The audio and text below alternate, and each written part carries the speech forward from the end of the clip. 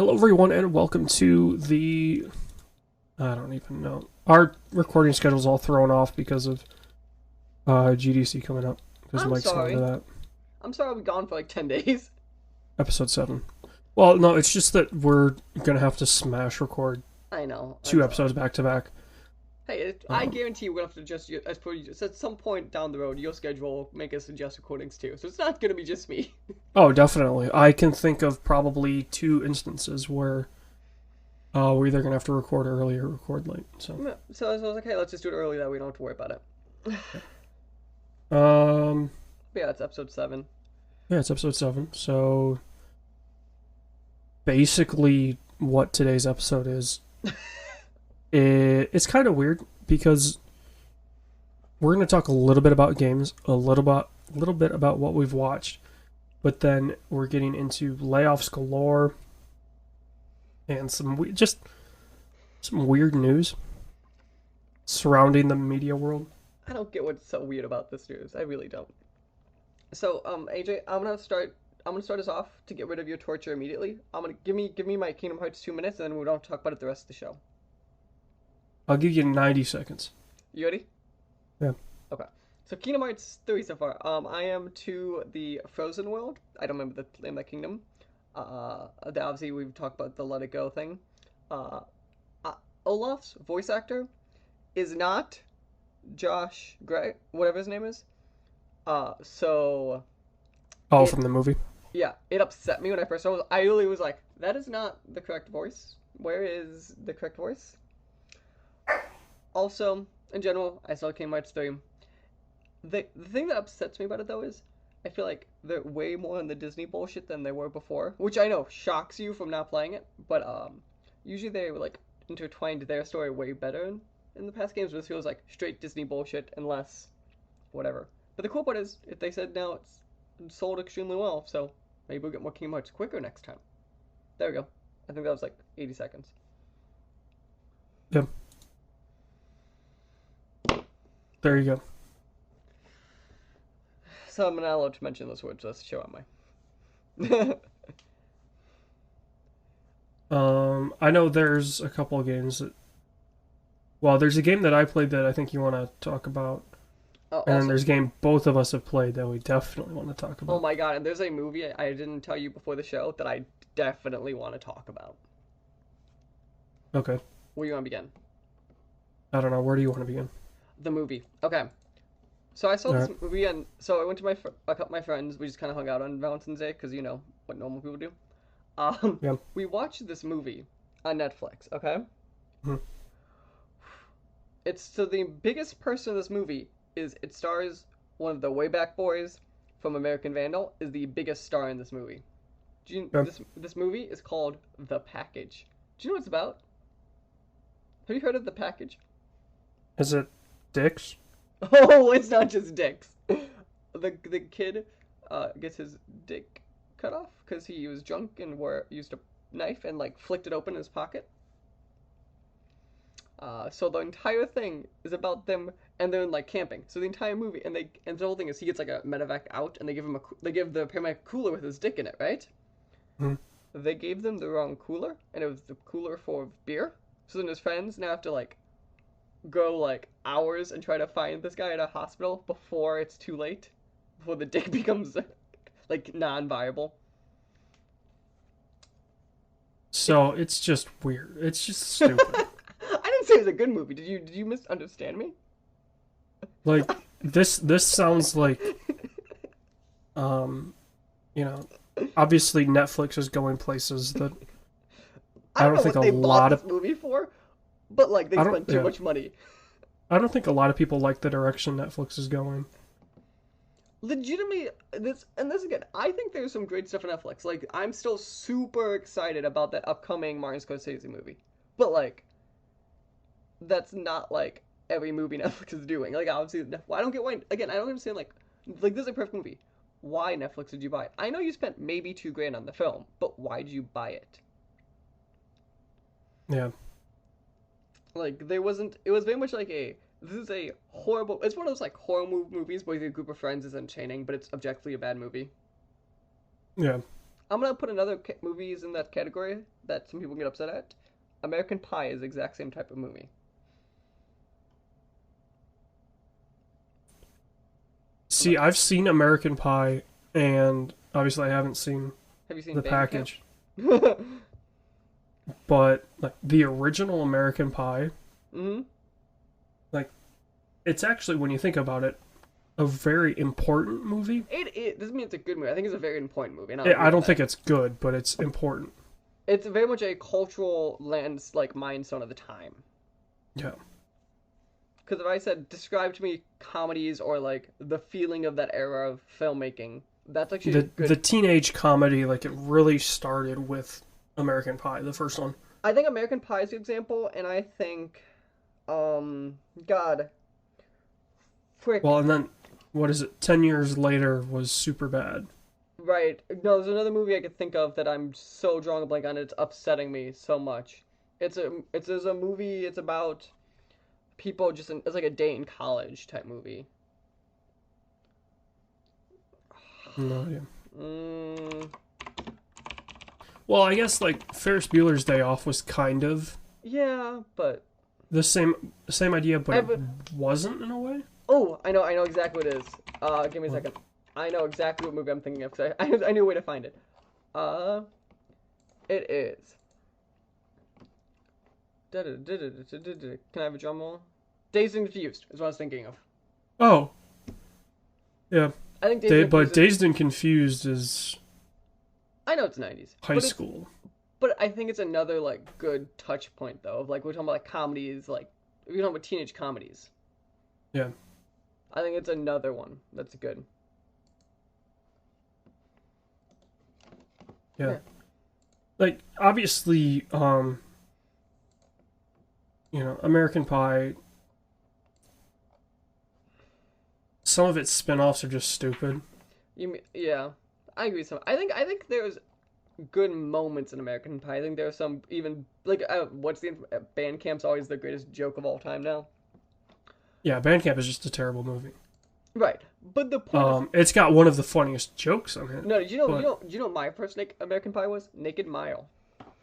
that's actually a really good movie. Okay, that was a good movie when you're a teenager. Is because the Naked Mile portion of the movie.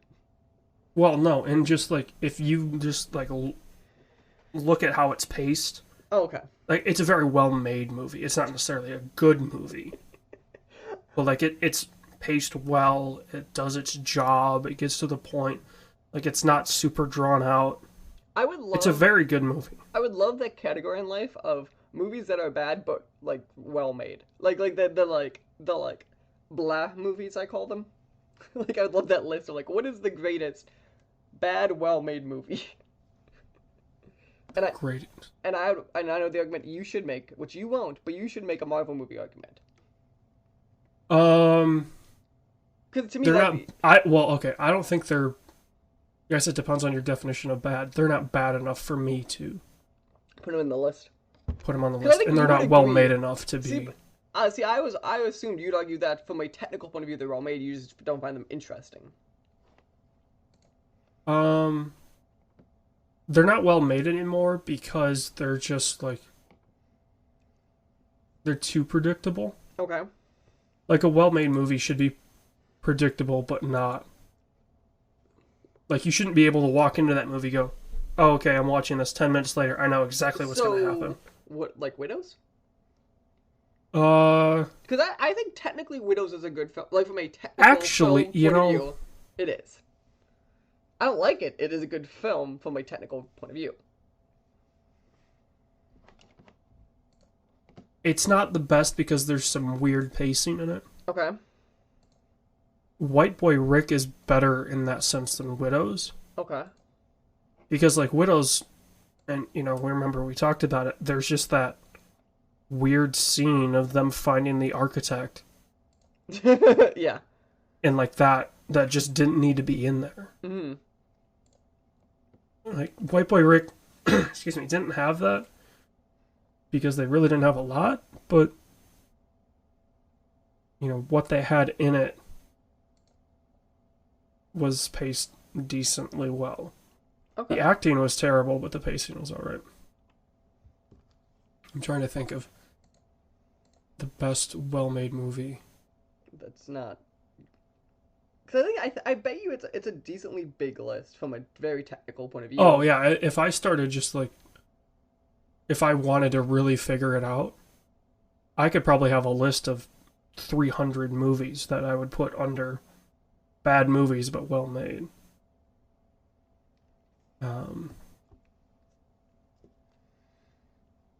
I think the first Iron Man. See, and I really like the first two Iron Man. I know two's more controversial, but I think Iron Man like one. Well, okay, no, Iron Man 2 is definitely a bad movie that's well made. Oh, see, I know people argue. I think Iron Man 3 is a bad movie, but that's just me. Oh, Iron Man 3 is a bad movie, but it's not well made. Yeah, Iron Man 2, I at least think there are good moments, and like I think there are a lot of good moments in that film. Iron Man 1, I think Iron Man 1, minus the fact of what it invented. Iron Man 1, I think, is a cool standalone movie because it was like, especially RDJ is such a good Iron Man. Like his personality just works. Yeah. Like he's very much just a witty. Like I know it's the witty billionaire, but it's witty billionaire, which I think, especially from the era of like where Batman was very much a giant thing in the films at that point. Like it was such a cool contrast. Well, there's also the list of good movies that are terribly made. And the standout for me is Batman Begins. Yeah, Batman Begins is just weird in a lot of. It's good, but it's weird. Bad as like, Dark Knight Rises. Dark Knight Rises is the worst on that series, though.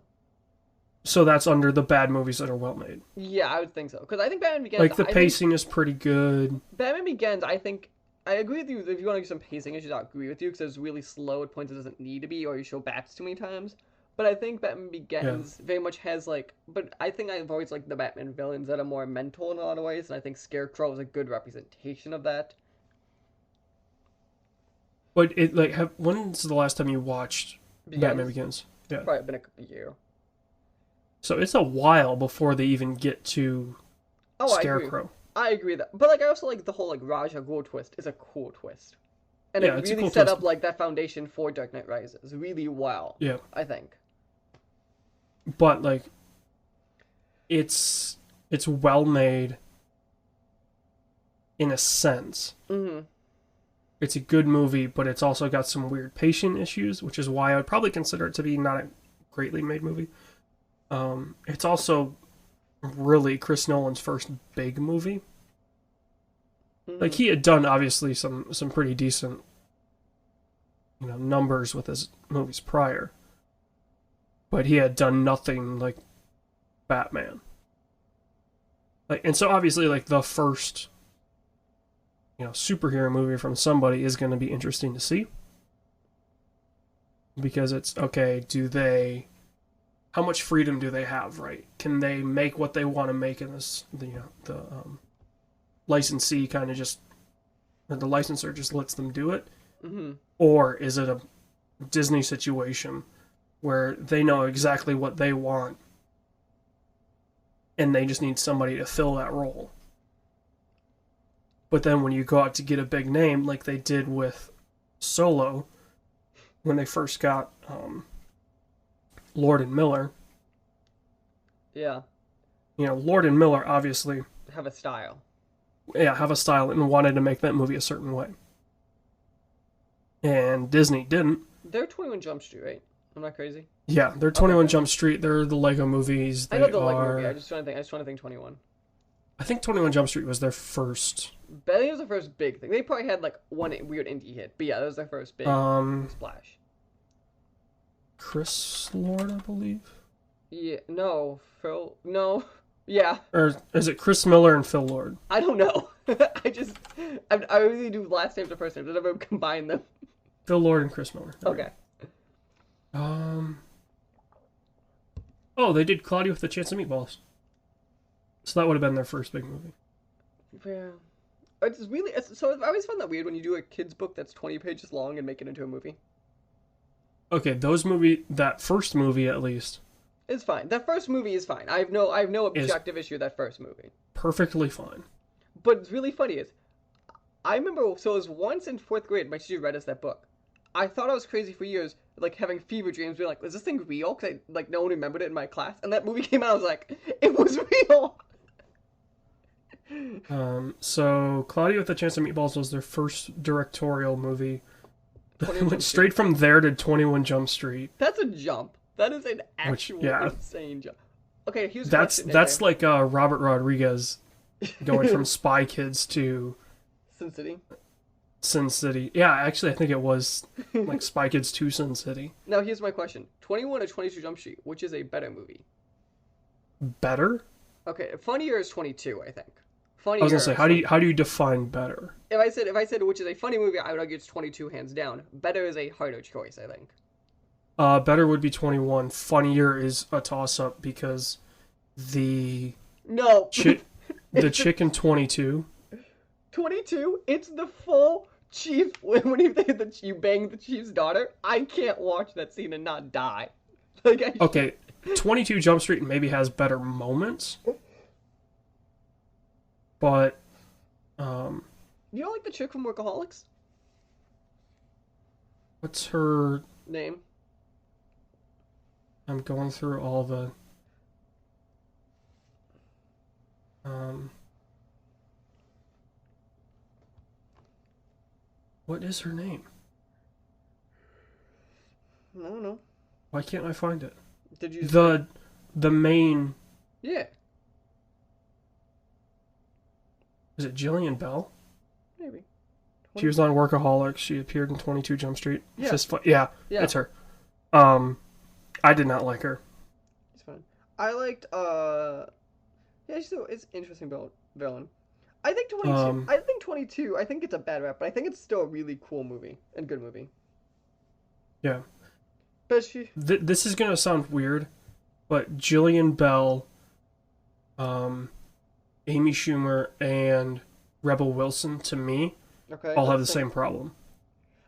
I don't mind. I think Rebel Wilson is my favorite of the three, but I agree with you. I Yeah. think probably in Foundation. I think Rebel Wilson. The reason I like her is for obvious reasons.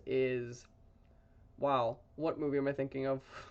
Pitch Perfect. Yeah, like I think Pitch Perfect is her standout role. I know she's done a Yeah. ton of roles since then. Pitch Perfect to me is still her standout role because I think the first Pitch Perfect is a insanely good movie. Yeah. Like Rebel. Okay, so the thing of these three women is they tend to be like they try too hard to be edgy Yeah, and I don't like comedians. edgy comedians And aren't the style I don't like. It's like millennial comedians. It's a certain style that yeah, just doesn't dig with me. yeah. And Rebel Wilson is the best because she leans into it and just has fun. Hmm. Whereas like Amy Schumer and I don't know if Jillian Bell does stand up. But just her in the movie I could, obviously tell. Like they try too hard to get across as like, oh look at me, like I'm this badass, Right. like just trying way too hard and fail completely. Hmm. Rebel Wilson does not try too hard, goes lowest common denominator, realizes there's no way in hell she's gonna get to be, you know, the size of Anna Kendrick, right? I was gonna say because Anna Kendrick is a god. Do you know who Anna Kendrick is very funny too. Anna Kendrick? And that's like we've talked about like my love of that weird indie film Table 19, right? Like I legitimately think Anna Kendrick in these weird micro roles is like or like voices with Ryan Reynolds. I think Yeah, Anna Kendrick like she does best in these little like weird movies where they just go be yourself.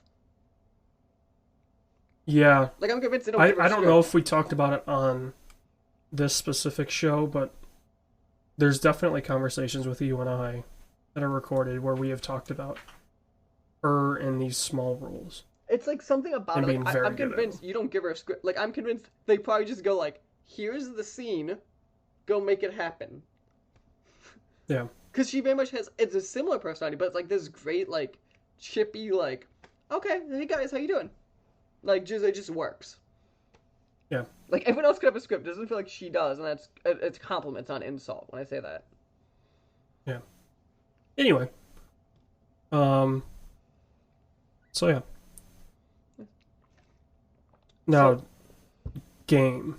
There's a so game that you want to ask me about. I want to I have many questions about this game. Question one, what is the name of this game? Question two, how much you play this game, and question 3, is this game bad as I have heard this game is? Okay, so Question 1, what is the name of this game? question 1 is Anthem. Okay, how much have you played? Exactly.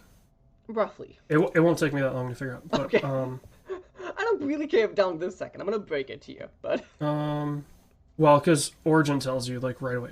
It says I played 10 hours. okay. Does that include your is that like including the 10 hours before, I assume? I've played 10 hours. Okay. I played the beta for probably 4 or 5 as well. Okay, so that's on top So- of the 10. Yeah, I'm probably 15 hours playtime in Anthem. So I've heard some stuff. I have one specific question first, and I want to see how accurate this is. Have you got to the Okay. Jeff Gersman spot where he talks about the spot where you have to grind out? I don't think so. Okay, because there's a spot I have heard where apparently they just give You you a have to do checklist. 50 melee kills. Yeah, and I'm like, I don't have that yet. What I've been doing is kind of the way I play Mass Effect, okay, which is talk to everyone and then play their quest line, okay, and then just kind of leave the main story to do whatever until you have to play the main story to advance those side quests, because the side quests are all right, like they're all fetch quests basically, but mm-hmm.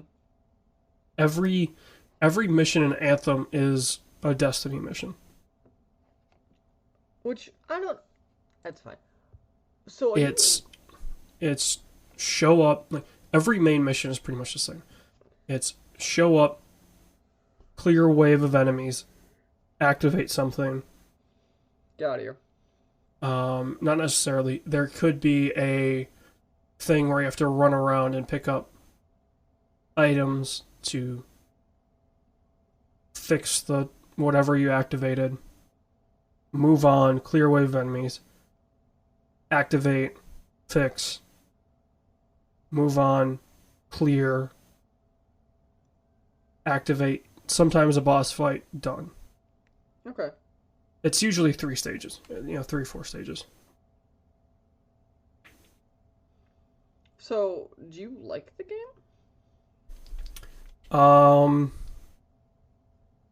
It's interesting Oh, that's not a good. I don't know how I feel about that. because when you're in the game and playing it, it's not that bad.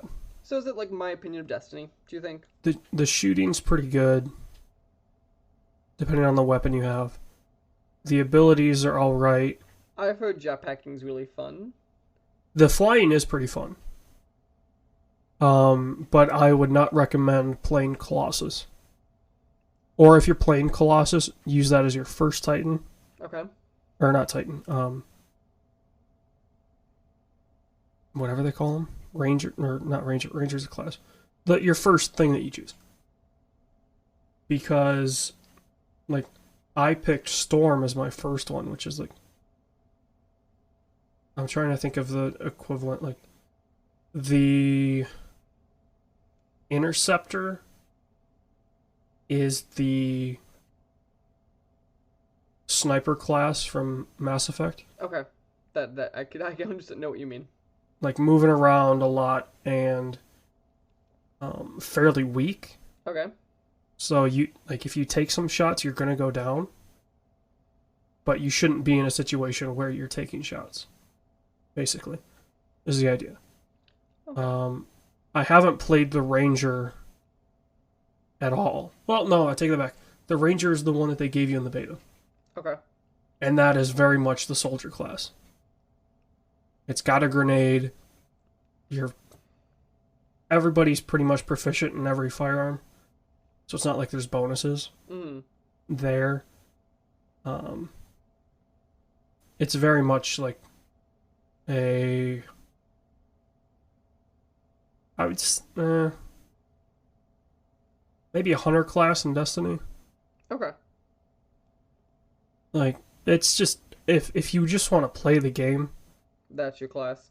and you don't want to worry about setting up elemental combos or like if you want to play the Colossus, drawing fire, Like the Rangers, you can just pop into the Ranger and just mindlessly shoot. Hmm.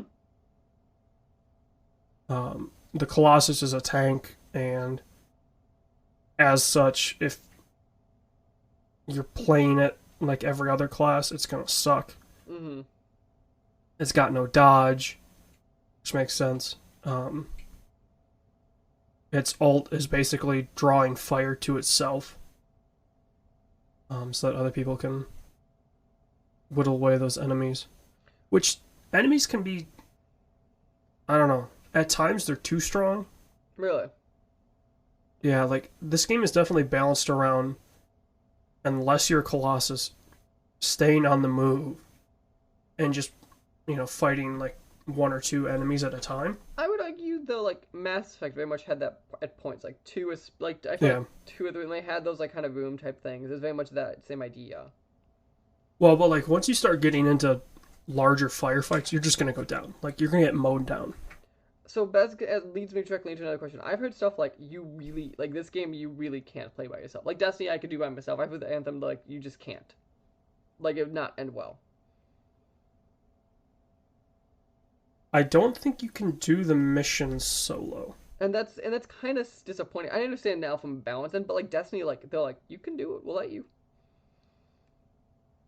Yeah, they do that, but it's also like strikes and Which strikes I understand. Like Destiny like strikes, everything else they matchmake for. right. Like in this, in Anthem you can do free play by yourself, and you can just go out and basically do public events. Right, but like an example, I'm gonna say like a person like me. I like the Hmm. like Destiny was like, here is the missions you're gonna go do. Have fun. Like I don't like to me like free play. I'm like, it's not a thing like those type of games. I'm like, I wouldn't go to do because they don't keep my focus enough of like giving me a goal. I don't like the like blindly just go do this to get a thing. I like that like Yeah, I was the type of person who's like, oh I need new gear. I'm gonna go do strikes or this thing that's like, here's the thing you are doing right now. yeah. Also, they do a real shitty thing where um, better loot is locked behind you leveling up your chassis. Interesting. So like until you start getting, I think it's over 130 or 140, you're basically going to be getting whites and greens.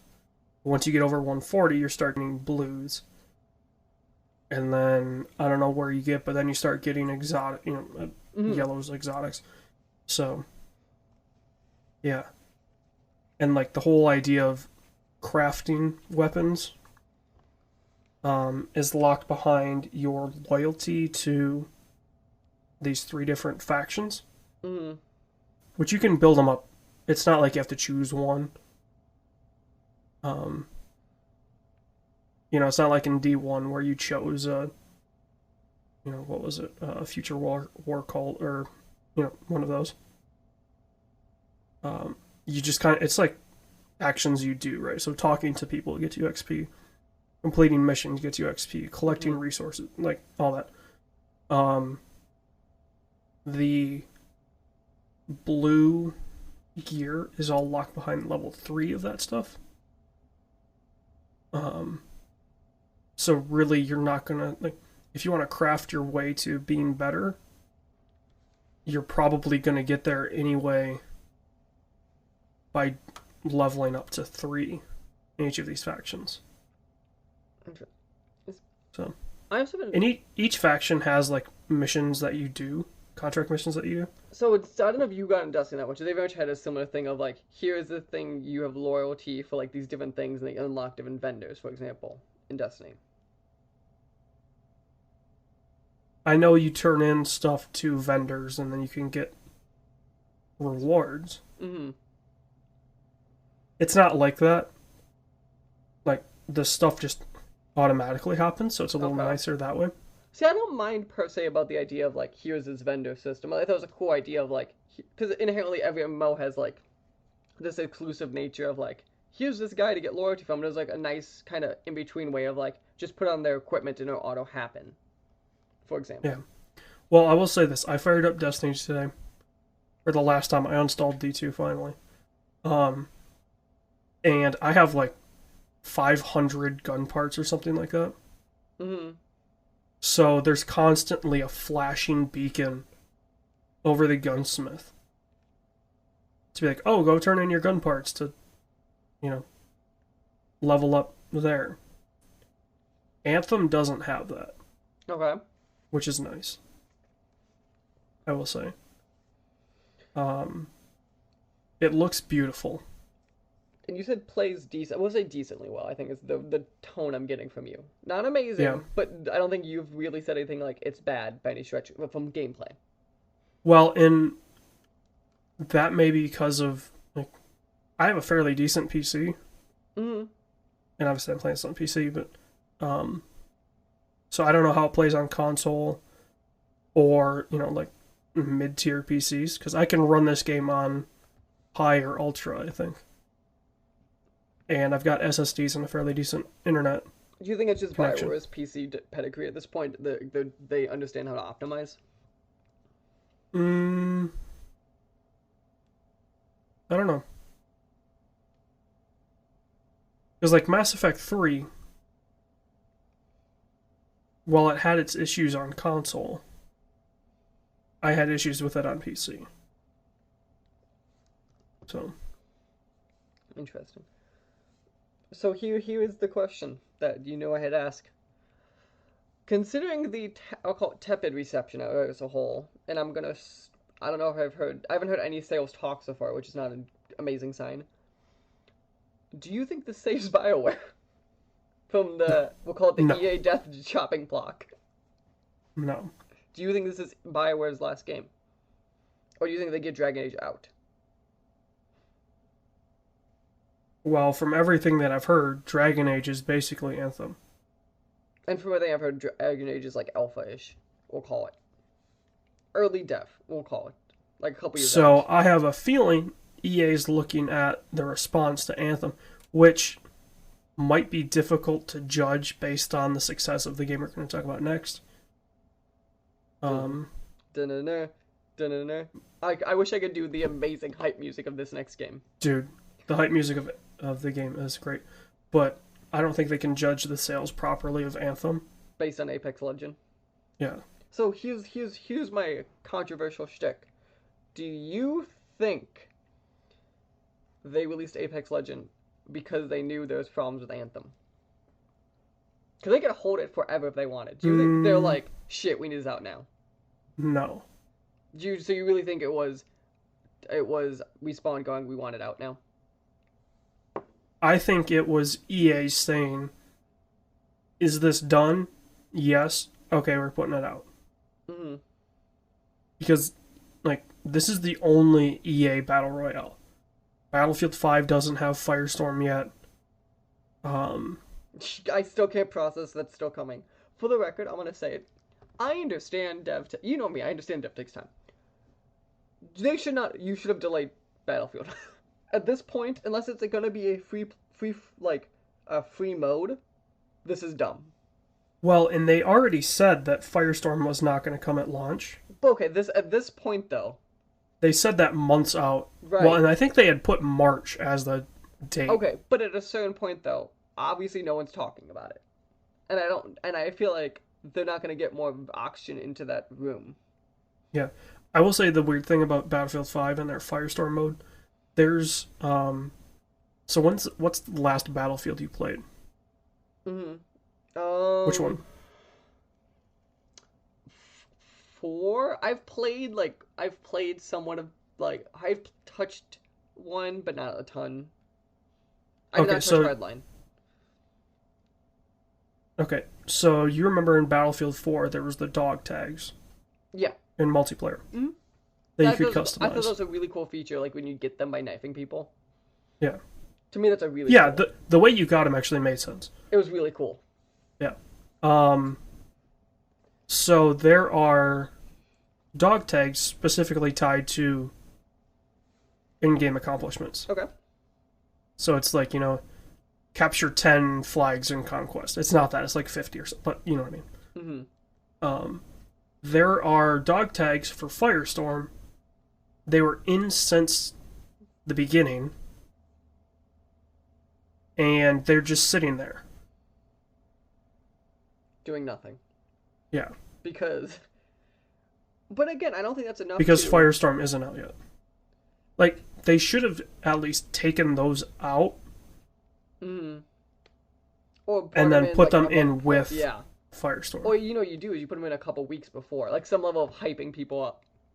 They're a good hype. No, I would have just thrown them in with Firestorm because like the dog tags are cool, but they're not really like 90% of people that I see playing online have like the basic dog tag. Okay. They don't go in and customize their dog tags. Still... Because in Battlefield 5, actually, it's in a weird spot. Mm-hmm.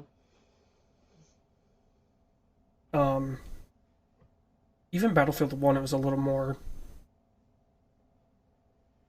I'm not going to say easy to find. Battlefield 4 is like the peak for their menu system. Battlefield 3 and 4, I know they're basically the same game and there's some changes. I think that's the peak of Battlefield. I stick with like that era of Battlefield is goddamn amazing. Battlefield 4 did everything right. Their custom servers were amazing. Which I don't remember if Battlefield 1 ever got custom servers. And I don't think Battlefield 5 is going to get custom servers. Which is funny, because custom servers was such a thing forever with those games. It was like, yeah, you could do this. Like, it was just such a cool thing that, like, I understand because it was a PC shooter inherently, but, like, on the console, and they still had them, and you're like, what is this? Like, no one in consoles really understood what that was. You're like, what is the thing you're doing here? Yeah. There's also a good revenue source, too. Yeah. Yeah, I looked into renting a Battlefield 4 server at one point to do something in college. And it was just way too much for what I wanted to do. But again, it was such a, from their end, it's genius. Yeah. Yeah, like people that are putting up like hardcore servers and like, you know, hardcore TDM, all maps, and then just go. And I love those servers. Because they actually play a lot like Arma, but faster. But like, you know, there's servers for like, come in here and basically all you're going to do is work to level up your guns. Like, we're going to put, you know, essentially unlimited tickets. The time limit is like $99.99. You know, they max out the time limit. And they're just like, okay, so you're just going to get kills to upgrade your class so you can get the next guns. Mm-hmm. And then there's obviously noobs and noob lobbies, which are fun because I didn't play a ton of Battlefield. So like my level's still low enough that I can hop into a noob server and not stand out. But I'm decently okay at the game that I can wreck shop if I want to. Mm-hmm. Which the problem is the people playing Battlefield 4 anymore are not noobs. Oh yeah. Any game that's like more than 5 years old, no one playing it is noobs. Mm-hmm. But yeah, that Battlefield 4 was a great game. So back to the game we're gonna talk about. Apex Legends, baby. This game just feels right. I don't know how else to say it. I have more fun playing Apex Legends than I do probably any other shooter I'm playing right now. Really? Yeah. Which isn't a lot. It's Apex. It's some Battlefield every now and then. But I still haven't played Mass Effect in a while. Titanfall 2 still feels amazing. Like Titanfall 2 feels better than Apex Legends. But I think I would argue they play. I think the difference is minus the Titans, they're the same game. Yeah. I think the fundamental difference is the Titans. No, it's some mobility stuff for me at least. Maybe I just remember the same, but I argue as a whole, I think it does. But yeah, Apex Legend, I think there's a lot of cool things. Like we talk about the hype music, obviously. Yeah. I think there's little stuff it does, like when you're picking up attachments for the guns or switching guns, it just auto jumps those attach. Like it's just the attachment jumping is just a cool quality of life thing just to make it easier. Yeah. Like they I will say the understand. bummer is like if you've got like an SMG and an AR, so they both use the same scopes, Mm-hmm. and like if you're going along and you happen to have your SMG equipped and you get like a 1 to 3x hollow Mm-hmm. or HCOG or whatever, I think it's an HCOG, and you want to put it on your AR, you have to then switch over to your AR, pick it up, like because SMGs can have those scoped in Mm-hmm. sights, Mm-hmm.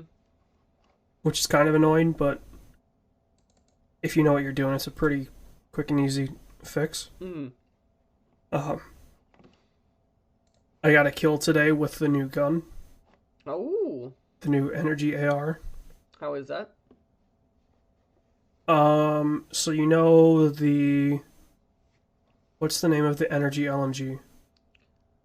Uh, The green LMG. you know names better than I do. I always go that one. Devotion, I believe. Okay, that sounds right.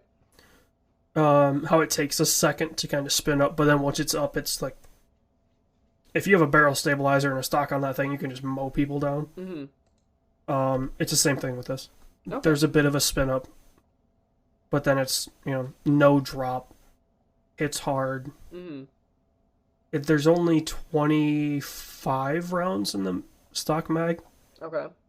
so there's the problem of like 6 of those are it getting up to speed. Yeah, that is a So like problem. you either need to be committed to emptying a mag on someone Mm-hmm. or have enough reserve ammo to realize when you stop you're That. gonna have to reload and then keep going, Mm-hmm. because otherwise like if you spool up, shoot, and then stop, you're Mm-hmm. probably 2/3 of the way through your mag. Ooh. So then once you get to that second encounter, you're done. Like you're just gonna get roasted. That's too much at that point, realistically. Yeah. And I don't know if there's energy mags out there yet, extended mags. So it's just, yeah. There has to be. Does there though? Yeah, because I'm pretty sure there's one for the devotion. Hmm. Maybe there isn't. There's got to be though. But yeah, it's fun.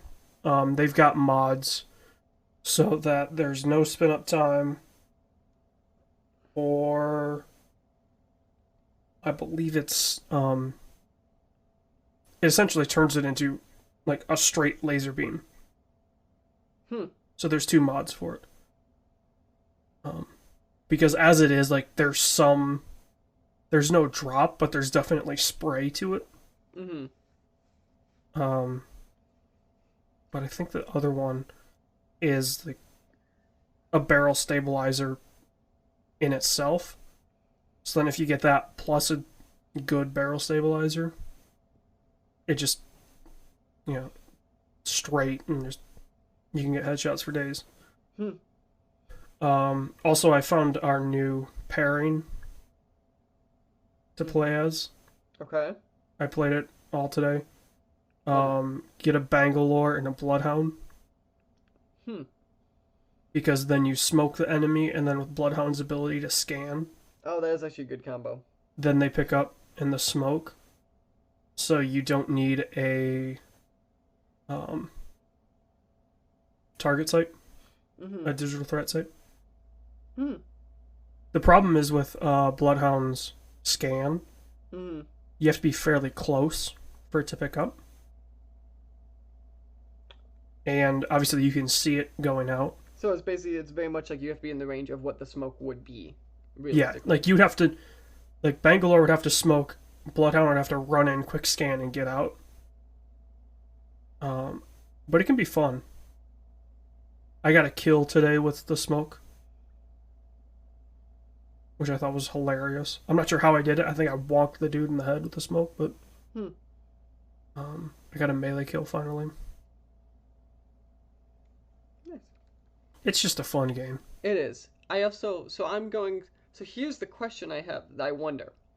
So I'm gonna make the obvious comparison of I think Battle Royale is gonna go the way of MOBAs. Of there's gonna be a couple kings and then there's gonna be a couple here and there. I still stick with I think Apex Legend might be in what will be. I wonder it's gonna be the top two because I think at this point PUBG is not. I'm never gonna say PUBG's dead, but it's not what Well, it okay. was a year ago. Here's the thing. Okay, Apex Legends competes more with PUBG than it does with Fortnite. and I'm gonna make the argument is I think I think Blackout took out most of PUBG's thunder that it had left at the time. Maybe.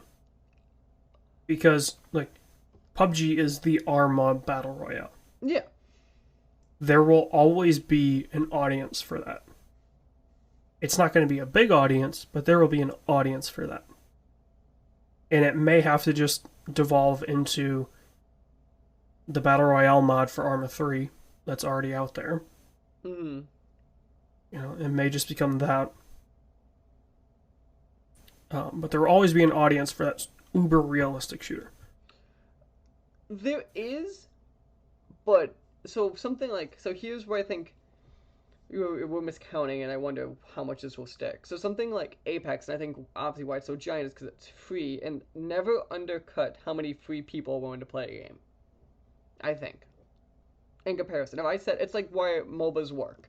It's if I said here's a Well, bunch of free things and then here's some expensive things. The expensive things will still be there and they still work, but the free things will always be king yeah. in this kind of genre because of the amount of Did you volume of players you need. yeah, did you hear the story from the guy that was Steam Spy? He No. said 60% of the people on Epic Store don't have Steam. Yeah, I've heard that, which I think blows my mind. But it's But if you think interesting. about it, what I'm wondering is that only their PC audience or is that any account? Because if that's any account, that's Fortnite mobile, Right. tablet, But console. but the thing, and I know we've discussed this idea of the Steam to a length is I think the discipline of the Epic Store, but I think that gives the Epic Store like a good chance of like here we prove we have legs because the thing is the always the Steam fight is well who's gonna really go back and forth between the two if you look at like how they steal people, but if you could create your new younger audience and they grow into the Epic Store, you'll win the long fight or at least do a bigger chunk in that way because you'll get them embedded in your ecosystem instead. The problem is Epic needs something else. They do, but I think we're slowly. If they keep getting these B and C rate exclusives, I think you could do the death by 1,000 cuts. Mm, Steam will never die. I don't mean. I'm sorry. I think I miss we. I never mean when I like right now. I'm for sure never saying Steam's gonna die, but I think Epic can take a good chunk of the audience. I think it's more my fight. It'll be interesting to see. Because unless Epic can capture the Fortnite the problem is, right, in order to capture the people that 60%, Mm-hmm. right, the Fortnite only players, Right. you're gonna have to create something else. The problem is whatever you create is gonna have to feel like Fortnite. Otherwise they're not gonna play it. And it's probably gonna have to be free. But here's the question I'm gonna argue too is, and this is an interesting parallel because right now every game company, as we're going to get into in a bit, is complaining that their stocks are down and they claim it's because of Fortnite. And I don't buy that argument for a second. Do you know why? Oh, it's definitely not Fortnite. No, but here's my true argument. The reason I for sure don't buy it is, do you remember the last time there was this giant game that every kid played?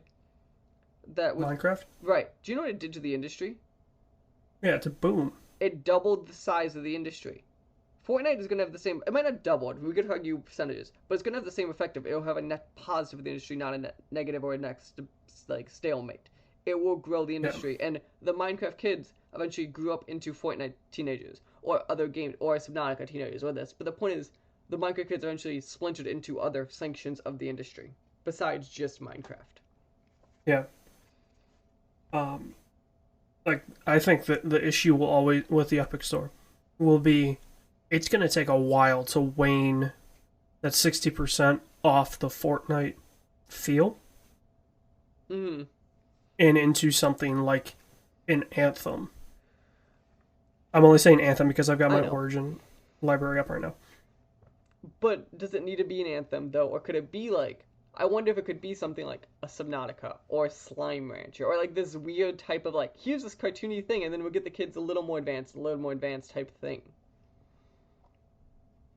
Well, but no, just like what's their what's their end goal, right? Because if they're always going to be making a game that looks and feels like Fortnite, Uh huh. the quote unquote, this is a terrible term, but the quote unquote serious gamers, Yeah, I hate using that term, but you understand what I mean, I know what you mean. will never use the Epic Launcher. But They'll use it when they like, have to, a couple friends want to play Fortnite. or when a And they're couple like, friends okay, want to fine. play, or if they see. But I think something like Metro Exodus or these other I still stick with these B and Z games will at least get people to open it, or these free games every 2 weeks will give you to open the launcher. And the whole Epic goal is I'm at some point get someone's enough invested into to be like, well, I guess maybe I'll buy a store in here instead because I'm already invested in this launcher. I think is their goal. Yeah. Did you hear about their creator program? It's the you get a code and everyone gets the same. You get a cut of every game, right? That program.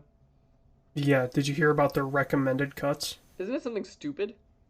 It's 5% for a big game, which define a big game, and I assume triple. I assume what they mean is triple A, but yeah, I get. I know what yeah, you mean.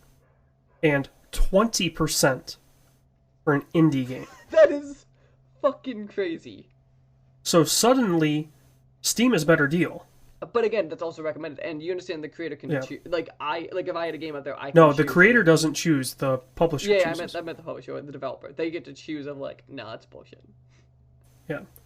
So So here's you wonder if and I think it's a bullshit number. But again, if I could get someone like Ninja to play my game for an hour, it might be worth it. But the thing of it is, a guy like Ninja or Shroud or Right. I need the Doctor giant one. Disrespect, name your big streamer, right? Right. I just throwing a name. They're not gonna play a small indie game unless that cut is 20%. No, but here's the other shtick though, and this is where it gets bullshitty. If I'm just a giant Ninja fan, what if I just buy any game and throw Ninja's code in there? Why wouldn't I do that? And that's where that's where the system gets bullshitty. I think you need to opt in with the person. Does it work that way? Yes, you just get a blind code for the store. Well, I know you get a blind code, but I have to imagine like on their back end. My understanding is maybe it's changed since when I looked into it. My understanding was it was just a. I say what my understanding was. It was I'm the developer. I say anyone who puts a code in there gets 10% of my game. No matter what code goes in the system, that person gets 10%. That was Okay. my understanding of the system. It could have changed since I read it or misunderstood it, but that was my understanding. Was I choose percentage and it's just a blind. When a code goes in there, I shoot out that percentage to whatever code it is. Okay, I wasn't sure if it was like, you know, they choose right. Like, okay, you're a No, my understanding is you cannot do a per creator's choice. Like you specifically can't be like Ninja gets 10%, where well, no, Random Shooter Epic, gets 2. Epic, Okay. like on their back end of, okay, you're strictly a Fortnite streamer. Your code's only going to do anything for V-Bucks. Or, you know, maybe they knock the percentage way down for any other thing. Yeah. But, like, But you know what I mean? Like, for the it record, would be. I don't think this is a bad system on face value. I think it's a cool idea. It's a cool idea, but it Bad suddenly execution. becomes. It suddenly becomes, okay, this guy's got an Epic referral code. Hmm. How much do I trust him? Right. So my Like, assumption is he it's gonna be a lot of specifically. Yeah. Is he specifically playing this game because he's getting a 20% cut? policing. Mhm. Or is that are they actually interested in the game? Mhm. You know, that's definitely going to be the because suddenly this brings into consideration the argument of, the press is in on the take, right? Right, which is Like such a the thing bullshit that argument. never happened. The thing that never happens. Because I think how almost every member of the press is broke. I don't understand why people still think this. Yeah. Like, websites are going under every day. Major publications are going under every day. Like my example is always IGN. There are probably, I'm gonna guess a number of, I'm gonna say 200 people work at IGN. Throwing numbers out, I'm gonna bet you percentage-wise, 20 of those make six figures. No one else does in San Francisco. Like that's what I think. I'm like, who really? Like, sub that, maybe 10%. But again, I think some do. But the point is, none of them are that. Like, yes, some people make a healthy living out of that job. The majority of them don't. The people that make a healthy living out of journalism in general. You probably can name them, and you probably know their names. Yeah, you know their names. They've been at a publication for 30 years. Right, or founded a publication. Well, no, they were at a publication for 30 years, and then they may have gone on to found their own publication, but, like, they've been doing this forever. Right. And the only reason they make that much is because they've been around forever, they've got a ton of connections, like, they're worth that much. Right, but the point is, no, random person who reviewed X game, I don't care if it's Activision, did not make a cut. Yeah. Such a stupid fight that shows a lack of understanding of just, no, if someone just has a different opinion than you, or I could disagree with their opinion, doesn't mean they're bought. Right. And, like, the Kane and Lynch 2 thing at GameSpot. I think it was a bad boss. I think that's the influence of a bad boss, and it just plagued the industry with bad stories at that point. Yeah. Like, that is a shady situation that if the boss... Because if I remember correctly, that was kind of a new regime coming in. Right. To lead GameSpot. And my understanding is, immediately since then, everything changed. Yeah. As far as I know, GameSpot's fine. My understanding is, yeah, from all accounts now, GameSpot is not shady in the slightest anymore. Like, again, I don't know if I don't like their website anymore, but I don't think their website's shady in that regard. Yeah. There's people that I like from the site. The reason I don't like GameSpot anymore is I think it's turned too much into, I call it pop culture entertainment in comparison to, like, here's a focal point now. Yeah. Which I think my IGN issue. It's to survive, they've switched their focus. Yeah. They're surviving based on just clicks. It's like, remember when Games Radar was once a good website? At one time in life? Now... What, 15 years ago? No, it's even 5 years. Games Radar is still fine. Now it's not.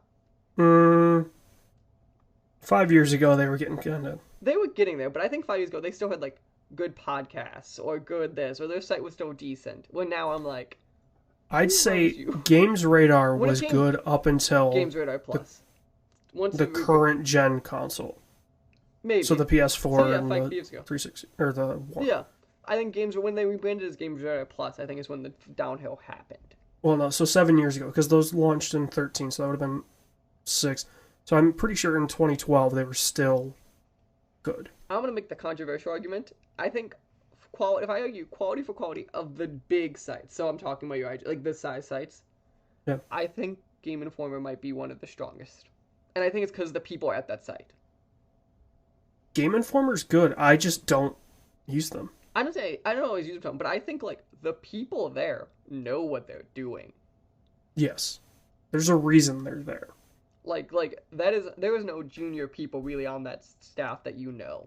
Like, Andrew Ryan knows how to do a cover story and, like, knows how to go into a game. The thing of it is, they can spend the money because they've got a retailer behind them to afford them. Which is so sad, because you know when GameStop goes, Game Informer's going with it. Like, you know it, but it's so sad. Yeah. Well, I think Game Informer will go when the parent company of GameStop goes. GameStop is the parent. Well, because, like, there's the GameStop stores, then there's the... GameStop is, yeah. Then, what is it? Like, they have ThinkGeek and, like, their other spin-offs. My understanding is still GameStop is, it's still, like, there's, like, how the Activision thingy is. It's, like, GameStop and then GameStop stores, but it's still GameStop's the technical name of the parent. Right, so it will be... Game Informer will go when the parent company goes. But, right. Like, the brick and mortar GameStops will go, and obviously the magazine will go, Mm-hmm. but the website will stay. I wonder if you might get something weird, like you know how like Ziff Davis owns IGN and who do they own? IGN and who's the other company? They own two. They recently bought somebody. Is it Kotaku or Polygon? They own one of them. Yeah. They bought somebody out of the Gawker. I think it was Kotaku. Kotaku's Gawker. Polygon's Vox. That's how I know it. So yeah, it's like they own Kotaku. I wonder if you might get someone like them, not per se them, but like that type of weird conglomerate who might snatch up just Game Informer. Yeah. And then change maybe their focus to online in a lot of ways better instead of magazine. But I bet you they still have the backers and the audience. Yeah. So, we've talked about the good things. Okay. I think it's time to talk about some not so good things. But first, a word from our sponsor.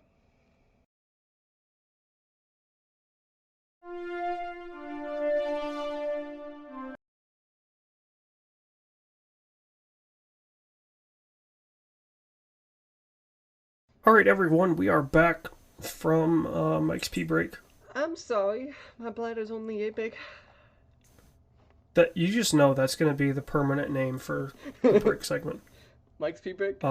Mike's pee break. Doesn't matter if Mike's not even on the show; it'll be Mike's pee break. You promised me some sad news. Should I get the small violin? Actually, you're probably going to need a big violin because there's so much bad news. Okay. 1 second. I could grab you. Do you want me to just grab my electric guitar? We'll plug in an amp. No. So, I guess where do you want to start? Fuck. Okay, this is let's start with the least wrongdoings. So we're going to start with the prostitution ring. Oh, I was going to start with the wrestlers if you want to go like that. Oh, let's start with the wrestlers then. Okay. So for those that don't know, AJ's a big wrestling fan. I wouldn't say big. I keep I'm in the know. Okay. Like, I keep up with the news. That's about it. I don't watch a ton of it anymore. Because the WWE is terrible. It has its good moments. You act like it's always bad. You're a fairly recent fan. It's been bad for a while.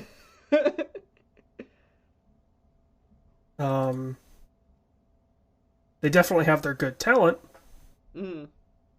But it's been pretty bad. It's just been extremely predictable. The booking's been 50-50. Okay. It's just been, yeah. So, as of the day we're recording this, which is the 22nd of February, there are 4 people that were released by WWE. Some you may know. One's an older name, so Mike, you may not know them. Ty Dillinger, the Perfect 10, has been released, which the weird thing is he asked for his release and then was granted it within 24 hours. Okay. So that means they had nothing planned for him. That's real quick, actually. Yeah.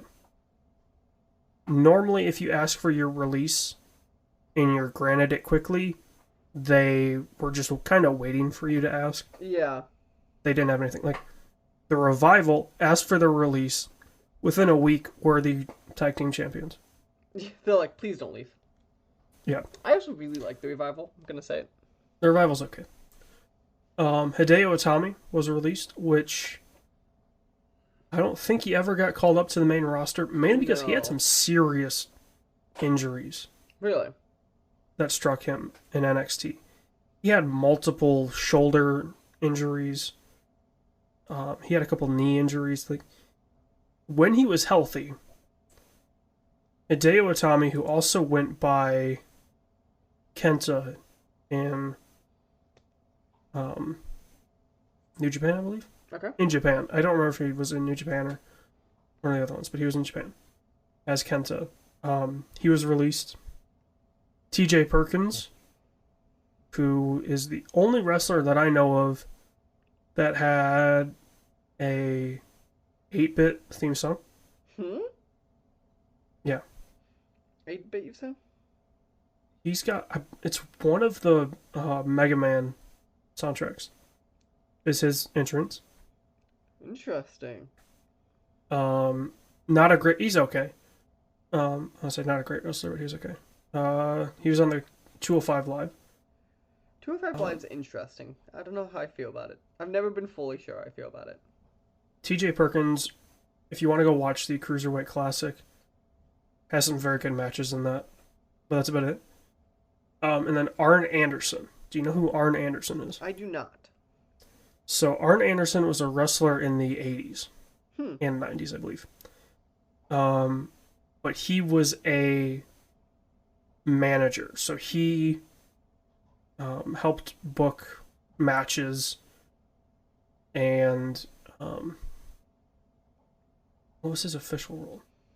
He was like a backstage producer. So he did a lot of stuff of like, teaching new guys like kind of the ropes, right? Mm. So new guys getting called up to the main roster or new guys getting onto the main, like coming from a different promotion onto the main roster. He was helping them like learn the ropes of WWE, like, promos from WWE, which, excuse me, are very, like, you can tell it's a WWE promo. Mm-hmm. He was one of the Four Horsemen, so Okay. you know the Four Horsewomen. Right. Everyone knows the Four Horsewomen. Yeah. So the Four Horsemen are Ric Flair, Tully Blanchard, Arn Anderson, and Ole Anderson. I was gonna say one of the Four Horsewomen is the current female tag team champion. Two of them aren't they? Is Bailey one of them? Wasn't it I know it's Sasha. Charlotte, Sasha, Bailey, and Becky? You might be right. I'm pretty sure that's the Four Horsemen. I thought it wasn't Bailey for some reason. Pretty sure. The other three, I'm positive you're right on. Bailey's the one I thought it might have been someone weird. I don't think of anyone else because they were all in the same NXT class. But there are a lot of good girls in that class. Yeah.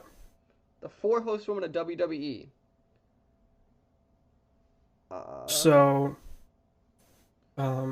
Let's see.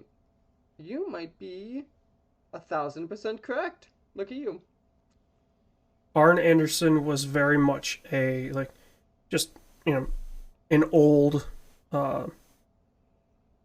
backstage producer. Like, he had been there forever. Everybody knew him. And WWE's been hiring some new producers. So Jeff Jarrett, his return. Mm-hmm. He's coming back, and he's going to be a backstage producer. Shane Helms is going to be a backstage producer.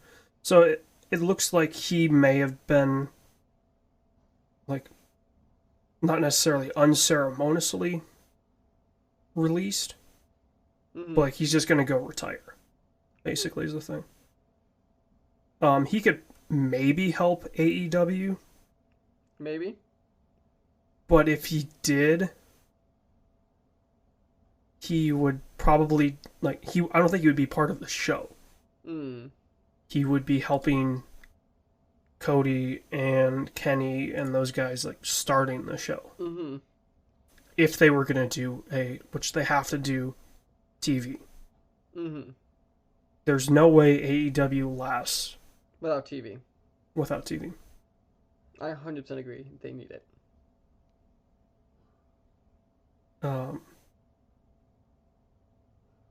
So yeah, there's been a lot of that. Who else has been? Matt Hardy's contract ends by the time this will go up. Yeah. Do you think it'll get renewed? No, he's already said he's going to retire. Which is interesting because Jeff's still in there. And realistically, Jeff should be done before Matt. The amount of dangerous stuff he pulls. Jeff is also younger. Like, but I by a feel couple like Jeff years. Hardy's moves are objectively and have been always Oh, insanely they're more terrible dangerous. for his body. Like if I said one who do you tire first, I'd have always had money on Jeff Hardy retire, like actually retiring first. I think the only reason Matt's retiring is he actually has a family. Yeah, and also Matt. It's not like Matt, okay. I know Matt Hardy was the champion a couple years ago, but like since then, like no one really cared. Were they tag champs? Oh, not champ. He was up for the Universal. Well, his whole if the WWE actually did the final deletion properly, Delete. the way that TNA did it, I guess Mm-hmm. it's just Impact now, but if they did it properly, there's no reason he should have been, just bumbling around. Mm-hmm. I agree. Because everybody loved that story. And But like, I think WWE just didn't use him right. Like I think the thing if it when it was was him and Vince, Bray Wyatt as a team, it was the dumbest thing. yeah, I think it was Vince not wanting to admit that the guys at TNA did something right. He wanted to be like, oh, we're going to do it on our own. Mm. We're going to do the same style, but, we're going to do our own version of it. Mm. And then they realized that it just doesn't work. Because you need it to be this. Yeah, it needs to build. You need to get both brothers in on it. Right. Which you couldn't do I think for a at one while. point then Matt got injured or Jeff got injured, so that's kind of threw off their plans for it. But and like the thing of it was the TNA final deletion, they had room to like fit around injuries if they happened. Mm-hmm. Injuries weren't the end of the world in that thing. Because they built that with that in mind. Which has never been WWE's strong suit, is planning for the inevitable injury. Yeah. Like TNA, they put time into building these vignettes. Mm-hmm. So if one of them got injured, they could just keep doing vignettes. Because those do nothing to your body. And you can knock a ton of them out in a day. Mm-hmm. Or a night in their case. And if they did it properly, they could have written injuries into the kayfabe by putting the injured person out in a match against Matt Hardy. Mm-hmm. Matt Hardy, Woken Hardy, whatever they're going to call him, Broken Hardy, defeats them, Mm-hmm. and then deletes them. Delete. Yeah. So then, they can go off, and then there's a storyline reason why they're gone. Mm-hmm. Other than, oh, they got injured in the match. To cover for a real injury, Mm-hmm. Like, WWE has never been good at dealing with injuries. Mm-hmm. Which, obviously, dealing with an injury in that situation is very tough because you never know when they're going to happen. Mm-hmm. So you can't plan around them. But you still need to do something. Like, how do you handle that? Right. And some companies do great and some don't. WWE is one of the don't. Which is funny because they have such a big roster that... Yeah. They could legitimately lose a person and, like, unless someone super people care about, like, they can get away with it for a couple weeks. Like if they didn't have their storylines the way they do, Uh-huh. like you wouldn't see Ty Dillinger asking for his release. Like if every week, like if they did the NXT thing right of we have, well, in their case, if they say they have 3 hours but run it like 3 NXT shows, Mm-hmm. right? So you have 3 different, you can have different storylines going on. And you can involve everyone. Mm-hmm. Right, like you watch an episode of NXT, and the NXT roster is fairly big. Mm-hmm. You never see everyone on a single show, But if they weren't on this week, they're probably going to be on in some form next week. Right. So if they did it that way, very few wrestlers would be asking for their release because they would actually be getting screen time. And you could build up some of these smaller characters. So when a major storyline character, like a Becky Lynch or a, which actually they're handling the Becky injury fairly well. I have to give them that. And that's mainly because of Becky's talents. Like, she's very good at shit talking. And obviously she doesn't need to be in the ring for that. So, so if they actually did it that way, it would work better. More layoff news. Yeah. So how many studios? So since we have not talked in this capacity since the Activision layoffs, even rumored, right. I think. The Activision layoffs happened like right after our last. Yeah, and I think the rumors launched the next day. Yeah, we recorded a movie club, and then the next day we woke up to news of rumors, and then the next 2 days is when it happened. Right. I think is about the order, roughly, with the day or two, but it was totally like right after, so we couldn't even talk about it. It was within a couple days. It was a couple days after we recorded. I was very upset. I was like, "Are you kidding me?" And the unique way that we record, not doing a weekly show, kind of throws off how we can talk about this stuff. But it's still, I think now there's a lot of news. So, okay. I think it's still like the Activision thing is still building. Oh, it is. So like it happened, but now we're seeing kind of the fallout of it. So we're going to talk. It's kind of like a threefold thing. So it's Activision Blizzard getting into. At this point, it's basically confirmed ArenaNet's about to face massive layoffs, which I was always shocked how big Guild Wars still was. So it answered my concern on that one. And EA Australia laid off 10% of its workforce. So yeah. Which is about, EA Australia is about the equivalent of the Australian games industry. Right. Which is crazy. So. Which, say what you will, I mean, it's not a ton of people. There's probably. But my understanding is from in Australia, like most people who want to get work now in Australia have to leave Australia. Is my understanding of the way people are talking about this, the equivalent, just because how isolated of a place it is. Yeah. So the big one, I think so. By all accounts, EA Australia is just thing didn't make money. ArenaNet, my understanding is everyone's getting 2-month compensation, and it's Guild Wars is waning, which is what we all expected to happen. So my understanding is there's no foul play, or there's no controversy there. Is ArenaNet in California? Yeah. Okay, so I think they have to do 2 months if they're going to shut down like that. They're not shutting down, I think they're just laying off. Oh. Maybe that's different. Yeah. Because there's laws in California Shutdown, where... I know they do. Layoffs are different. I know layoffs, they think they have to do something, but I don't think they have to do as big as a shutdown. Right. Because obviously with the unique industries that are in California, right, the tech industry is huge, the film industry is huge. But film industry, you don't actually majority of people don't get laid off because majority of people in films aren't working. They're usually contracts. Yeah. Okay, so you fulfill your contract and then you're done. Right. So like maybe your contract gets cut early, but usually you have out clauses in the contracts, for example. Yeah.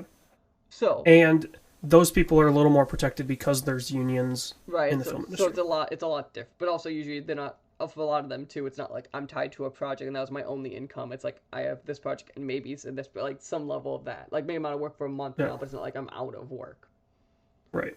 And yes, I know people can be like, what about the Disney Fox stuff? Like, would people lose jobs? Yes. There are examples where people work full time. But are we talking about the bulk? No, they don't.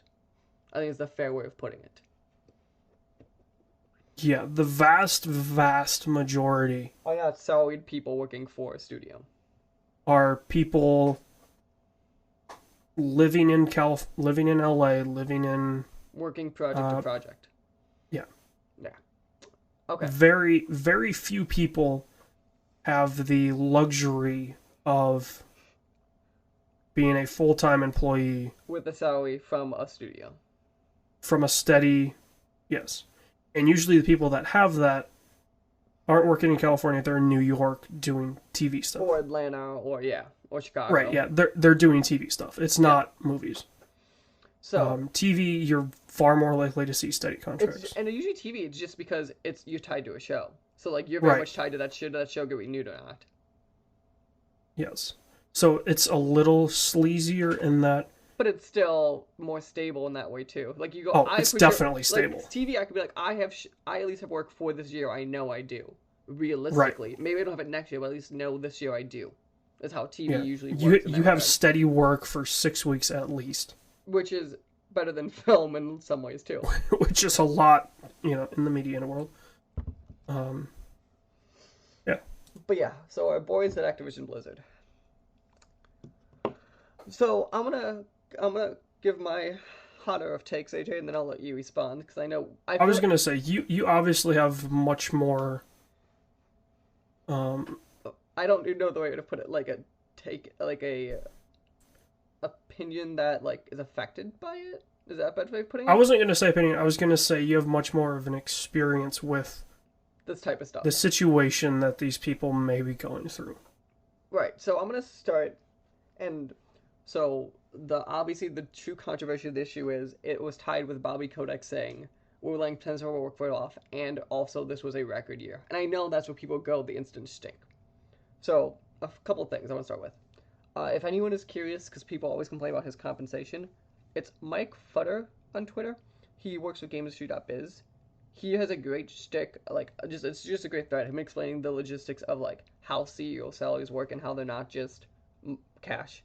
And I just want to start there of like when people go, well, Bobby Kotick made like X million a year. He's very much like not really, but yes. It's just to kind of like give a clearer foundation to that picture. Well, and like for people that don't understand like major C-level contracts, Mhm. they're very much like they will have a base compensation that may be, Usually like a mil, we'll say two. well, I was gonna say half Okay. a mil is their base compensation. And then a lot of it's tied to bonuses. Right. So you get production bonuses. You get like did the like for some C levels, right? So like the CIO, right? Like Mm-hmm. did the information's branch of the company, Do great. yeah, meet expectations, do great, however they want to phrase it, And then Bobby. and then they'll get a bonus on that. Right, and Bobby Kotick's and then- CEO, which means he's basically Right. in charge of everything. In Right. a lot of ways. Yes, and then they will get stock options Mhm. normally, which are weird because they're technically not cash, Right.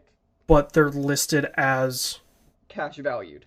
If you look at right salaries. cash value in a reimbursement. Like Right. if you look up what their salary It's is, usually some not low number, but for what you think it's a low number. well, but like Bobby Kotick's $12 million apparent salary, right? Right. I'm gonna say maybe I'd guess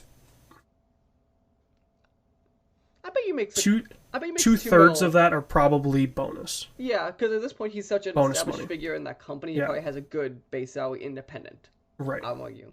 So back to this thing though. So here is my shtick of a lot of it is. So obviously, I think there's some justification and some not justification in these layoffs. I think the justification side comes with one big one called Bungie. Because they had a lot of support staff whose sole job it was to do PR, production, and marketing on Bungie games. What do you do with those people? Because we'll see they're not getting a new project, for example. Another side of it, I think, is, and this is where we're going to get in the nice money side, is Activision stock is at 50% of what it was a year ago to date. So, from a legal, financial point of view, they have to do something to counter those stock prices as CEO of the company and the executive team. Because Right. Shareholders want to see Because change. I'm gonna say the thing, and this is like I very much just a shareholder in a lot of random companies. Like I'm a shareholder in Activision, a couple stocks. It's not like it's money, but the point is more so like if I invested 100,000 in Activision and then the stock cut in half, and they don't do anything to try to stop it, I can legally sue them. Right. And that's what people are forgetting in this little detail. You're like, their stock price is half of what it was. That's insane.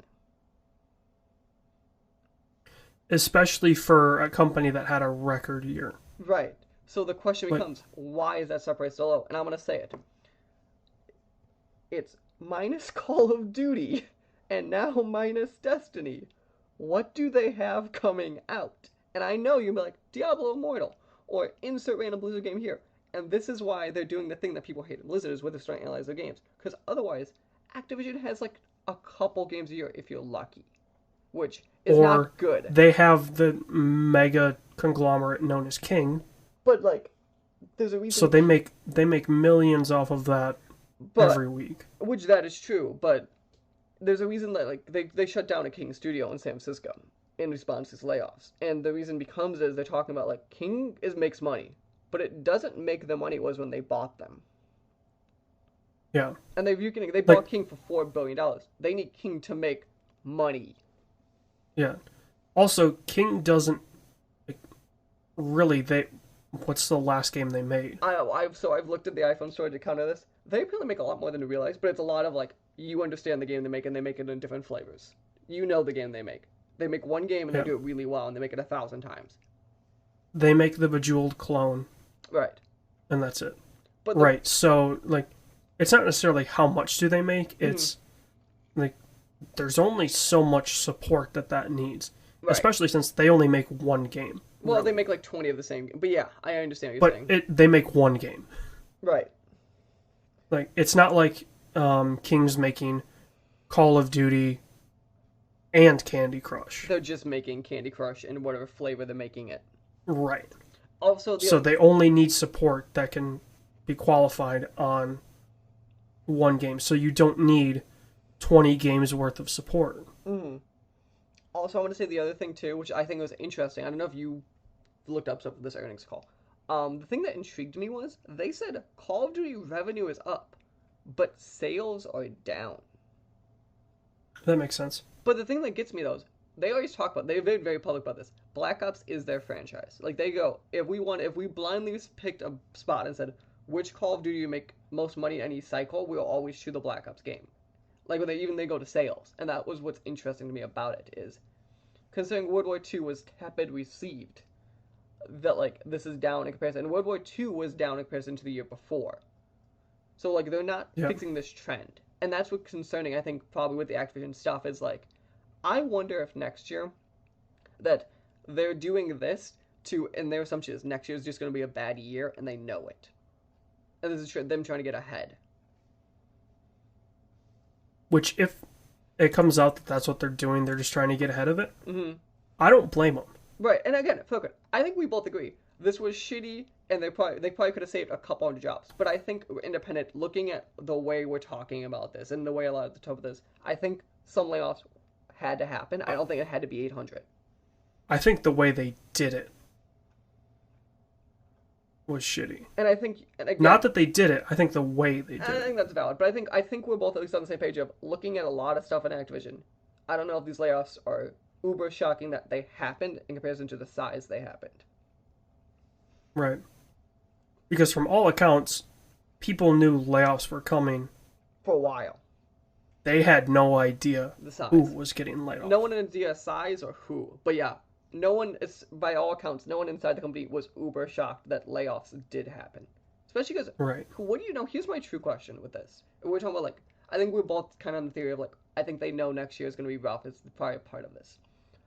What is a studio like Vicarious Visions going to do now? Whose sole job was Destiny support, They were the Destiny PC team, weren't they? and they were Destiny PC and expansion team. They were in charge of the last two expansions. What do you do with I them? wonder if They're not putting them on Call of Duty. Like that's stupid. If you're dropping Call of Duty and you only have 10 support teams, you're not putting them on it. they're gonna go help Call of Duty PC. Do you think so though? Well, Call of Duty PC needs help. But I think Activision has been very public. Like Call of Duty PC has never been there. Like Call of Duty is not a PC shooter. Call of Duty is a console shooter first. Right. But if they they have vicarious visions. Mm-hmm. They can do one of two things. They either let them go and they know Bungie's gonna snatch them to do, Destiny support. Which I don't know if that's the right option. No. Well, it may not be the right option, but Bungie knows that they can do it. Mm-hmm. Mm-hmm. So they're gonna, deal with them before they deal with anyone else. Right. Or what do you think the other thing is? Or you keep them, mm-hmm.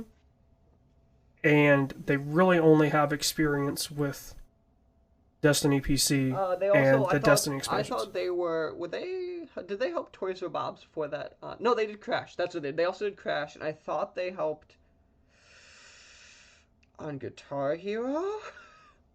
So they're a support studio and a remaster. I'm positive on Crash. Guitar Hero, I'm pulling out my ass, if I'm being honest. Crash, I'm positive on, though. Yeah, they're a support studio that did a remaster. Yeah. They might have been like a Tony Hawk team for all I know, but yeah. Realistically, they were never like the A team. Right. Also, I'm curious because like High Moon said they suffered layoffs also, and I'm like, High Moon's another one. I'm like, I'm shocked they're still around because they don't have a sole purpose. Like, it's not like Ravensoft, for example, like is a Destiny support team, but at this point, like they're the highest Destiny support team. It's like they were Sledgehammer like in the beginning kind of thing. Like that's the level they're at. Like if you made a fourth Call of Duty team, it's Ravensoft, for example. So like they're in my head very safe team. Well, I think the safest team that isn't a Treyarch, Sledgehammer, or Infinity Ward is probably whoever they pull out of their ass to do all PC support. See, and the reason I argue Ravensoft is because Ravensoft used to be Call of Duty's experimental team. Like, they did stuff like Singularity and Darkness. Like, this is, or they did the Wolfenstein game. Like, this is... Yeah. Like, that's why I think Ravensoft's a very safe team, because they know they could trust them to do stuff if they need to. If they need to pull a B-rate game out of their ass, you go to Ravensoft. Yeah. And that's not a knock on Raven. But it's very much it's your team is good at support, but you also know if I need to go to you and be like, I need something quick. And I know it's going to be of an X quality. Yeah. I go to you. Also, do you know it's Ravensoft also in Madison, Wisconsin? Yeah, was Raven the... No. That was Neversoft, never mind. Neversoft was Tony Hawk. Yeah. Well, there were two teams that worked on Tony Hawk. It was Neversoft and somebody else. Neversoft's also dead, so... Yeah. But Neversoft went down later than the other team? Yeah, and so Neversoft, the whole thing was basically when Infinity Ward fell apart from Vince and everyone leaving, is when they folded Neversoft into Infinity Ward and then closed off the remainder of Neversoft. Is the whole story. Yeah. Now, how true that may be... Right, but that's the story in which they tell it is that. Yeah. Which is probably a very true story. My assumption is, yes, maybe more people got laid off than they want to say, but it's relatively a... But yeah. Yeah. It's probably as much of this story as we're ever going to hear. Mm-hmm. But yeah. Unless... Because really, nobody in the gaming industry writes a tell-all book. That's true. Unless you're an the way that... Jason Schreier does it a year later. Yeah. Well, no, the way that, like, politicians will write tell-alls. Oh, yeah, those are the best. Yeah. You know, nobody in the games industry that I can think of. I think some older people I can think of have started, like, someone like Warren Spector or Cliff Bleszinski starting to be more tell-all. Like, I think people who have been here forever are starting to get to that way, but I think also part of it is being a young industry. Yeah. I also will never read the Cliff Bleszinski tell-all. Oh, see, I'm very intrigued by it. Because I want the history of Epic and Boss Key by somebody. But not Cliff. Not by Cliff. Because Cliff is going to play the innocent victim every time. Right, but the reason I'm very intrigued from Cliff's point of view is, think about it this way. Cliff Bleszinski, the time he started this industry was one of it's like, he's really young, but he's one of the most experienced people in the industry because he started when he was 15. Yeah. And that's what's very interesting about him. It's like, I've heard him talk about it too. When he started, he was just the youngest person forever. Yeah. And like seeing what he became, like the thing you always have to remember is Cliff Bleszinski introduced the world to Fortnite, which is the thing that still blows my mind. That he was still an Epic when they announced that game. Well, the thing. It was true though. He was. So He went. so He was for like, "This is Fortnite." for the people that don't know, Fortnite has been around Forever. for probably 8 years. Yeah, that's always so. I teach kids programming, right? The story. I've known about Fortnite for 6 years before it came out. God almighty. Right? No. Like it was always this thing of like that was right when Epic first did a launcher. Yeah. And Fortnite was one of the things on there. And so if you were in the Epic launcher, you got into a lot of the Fortnite alpha tests. Which was such a different game. Remember when everyone was like, remember Fortnite came out? Yeah, that was a game. Like everyone just kind of accepted like Fortnite maybe fails their term, but like it's not gonna matter. Like everyone's like Fortnite's just gonna be a lucky break even game. You move on with your life. Well, so Fortnite changed probably 5 times. Yeah, because it was very much like this. The way I think of Fortnite, like the thing I think of Fortnite is what I think of like survival Minecraft, like, but with like there being waves instead of Yeah. endless things.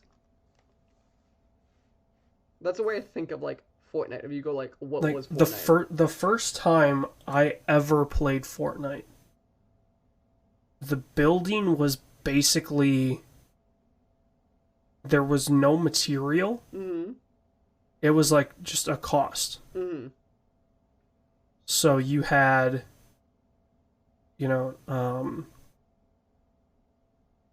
like X amount of points, and wood walls were 1 point, stone walls were like 3, and metal were 5, something like that. Mm-hmm. It wasn't you harvesting materials; it was just you got points. Mm-hmm. And the shooting was much more UT in that it was like there was no real spread.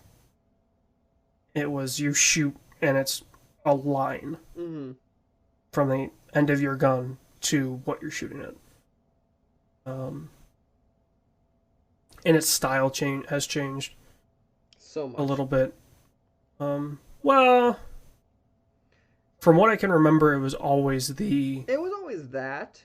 cartoon style is the best way to describe it. Mm-hmm. But yeah, it's definitely changed a lot since those first alphas. But like, it's very interesting, like how much even style changes. Like, I know style changes season to season for them, but it's very much like, to me though, Fortnite is, which is the way I think it's unusual, is a company like Epic admitting their mistake in a game and being like, we're gonna fix it. And as much as I'll give Fortnite shit forever, because I think there's problems with the game, but I also think it's a great game. Like, it's weird, but I think it's also like Epic, as much as we make fun of Call of Duty having the balls being like, huh, we could do that, and we could do it quickly. And them being like, our original design sucks after you've seen it for so long. We're still gonna fix it. Which I think Yeah. which I think is like a lot of companies like almost need to like get off their high horse and like realize when the design sucks and are just willing to admit it.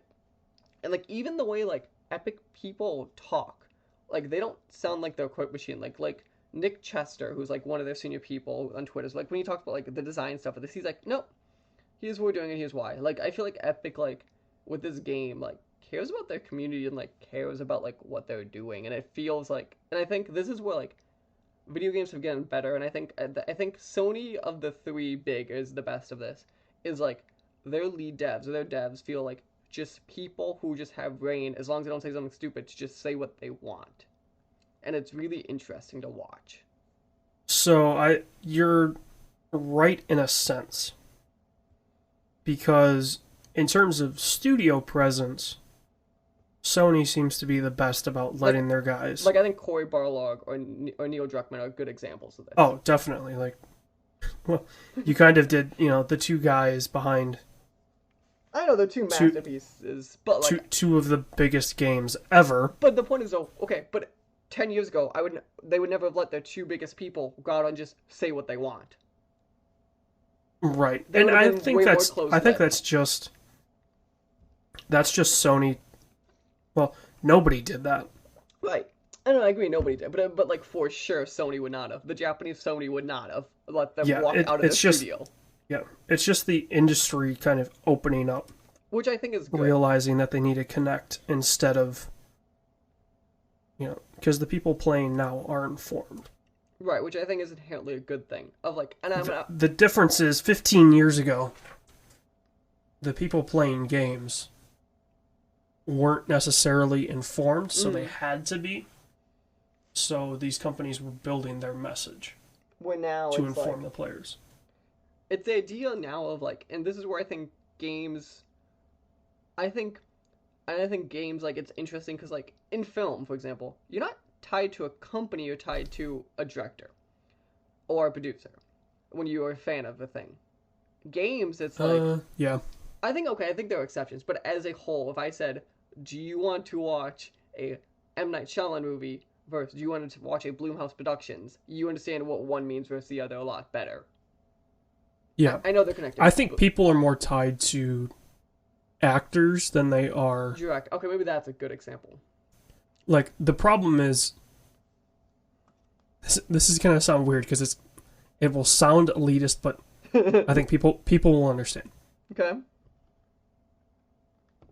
The people that are involved in the industry and follow the industry are more likely to know what you say, know what you mean when you say a Shyamalama Ding Dong movie versus a Blumhouse movie versus a Lord and Miller movie. That's true, but I would argue that there are certain directors I think can still do it in film. Like Shyamalan, I think I can do it in film and get away with it. Like obviously, if I say a Spielberg film, the average layman goes, uh huh. Like you understand what some of these powerhouses mean. Some people do, but I think like more people know. Like, I think Spielberg's weird because didn't he date like A Disney girl? I thought you uh dated like a Kennedy. he was in a relationship with somebody that was in the pop culture, or he was married to somebody. Anyway, like I could have sworn that was the case. Anyway, like he would be known because of that. Mm-hmm. More people will know. Oh yeah, he was the guy that was with whoever. Amy Irving. He married Amy Irving and Kate Capshaw, who he's currently with. Maybe it was on him. Somebody was. A big name director was. Mm-hmm. And that's the only reason people know them. Is because they were with whoever. Mm-hmm. But people involved in the industry and following the industry would know, okay, this is like, look at Alita, right? Right. And to be fair, the way that James Cameron is like going ham on that like advertising is something like I've not seen. Well, think of it this way, okay?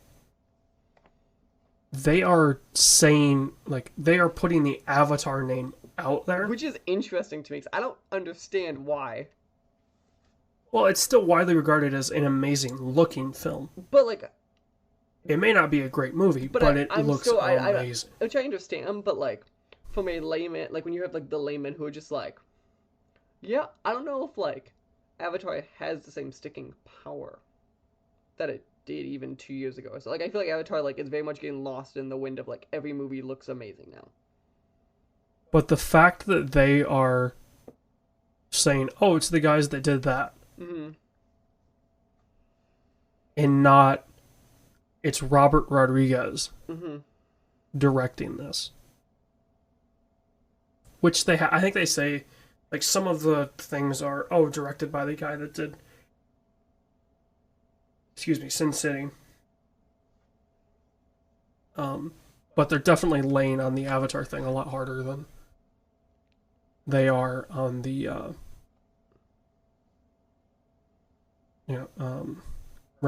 Robert Rodriguez side of it, which is kind of a bummer for him if you think about it, because it's Yeah.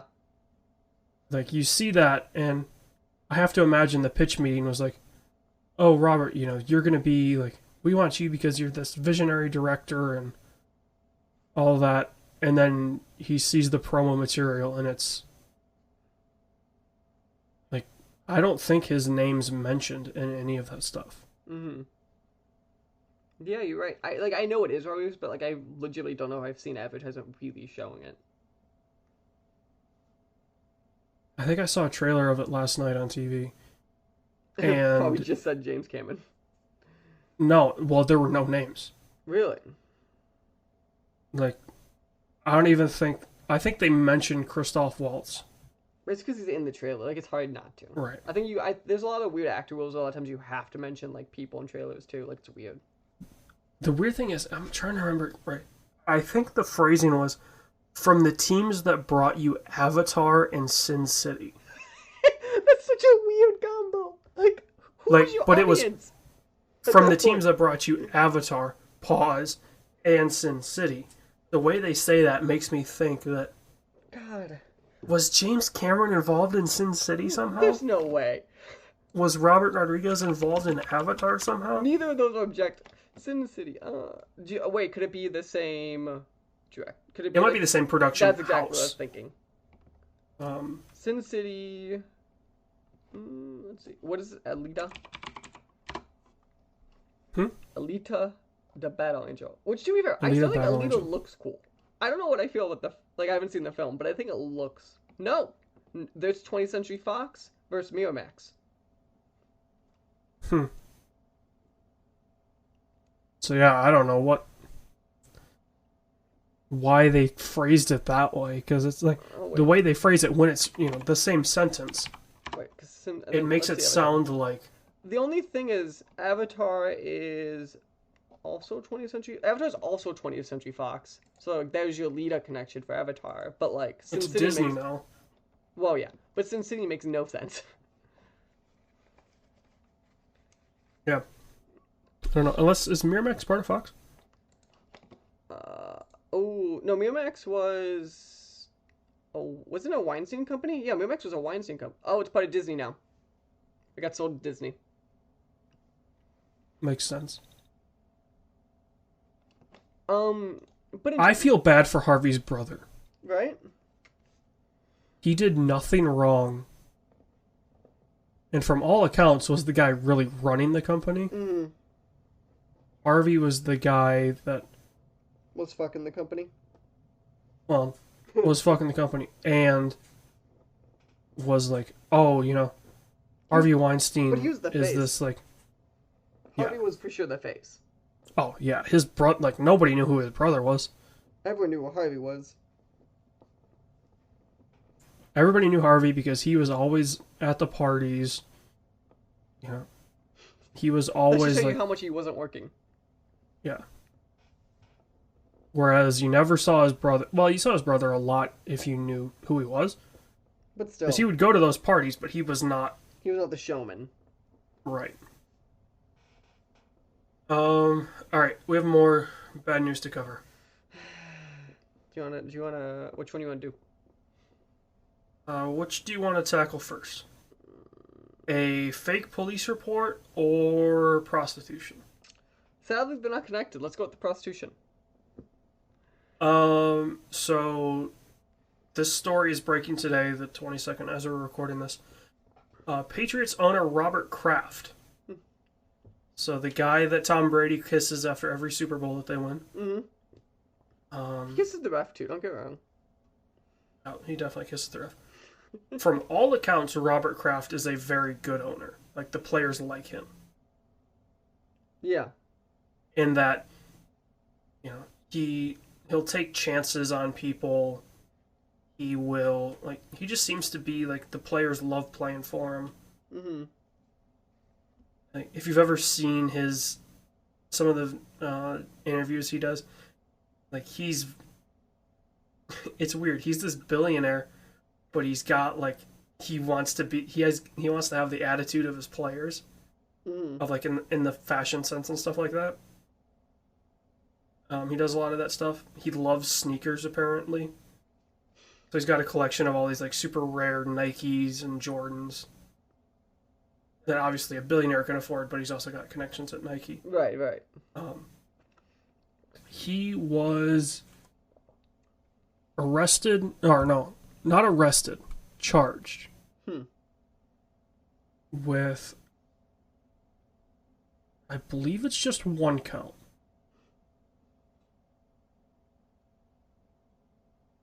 The nature of the charges will not be released until next week.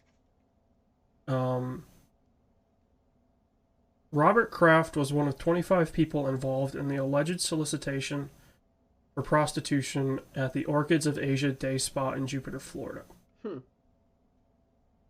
Kraft has denied wrongdoing, obviously.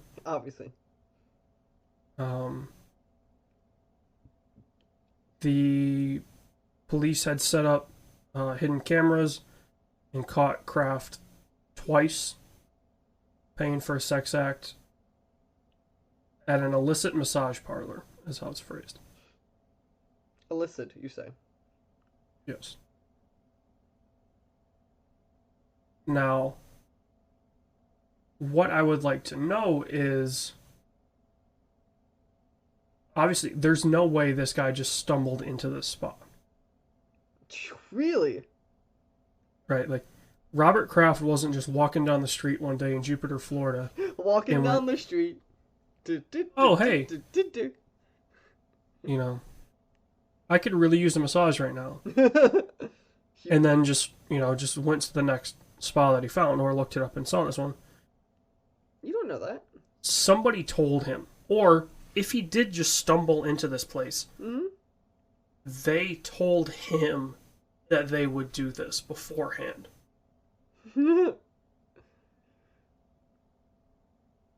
Therefore, what gets really weird is his wife died fairly recently.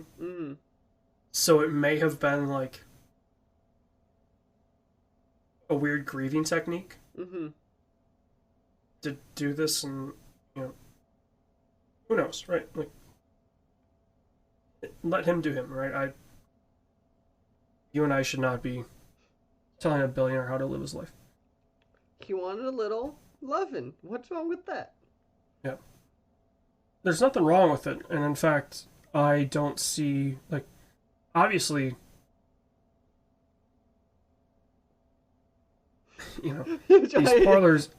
these parlors are extremely illegal.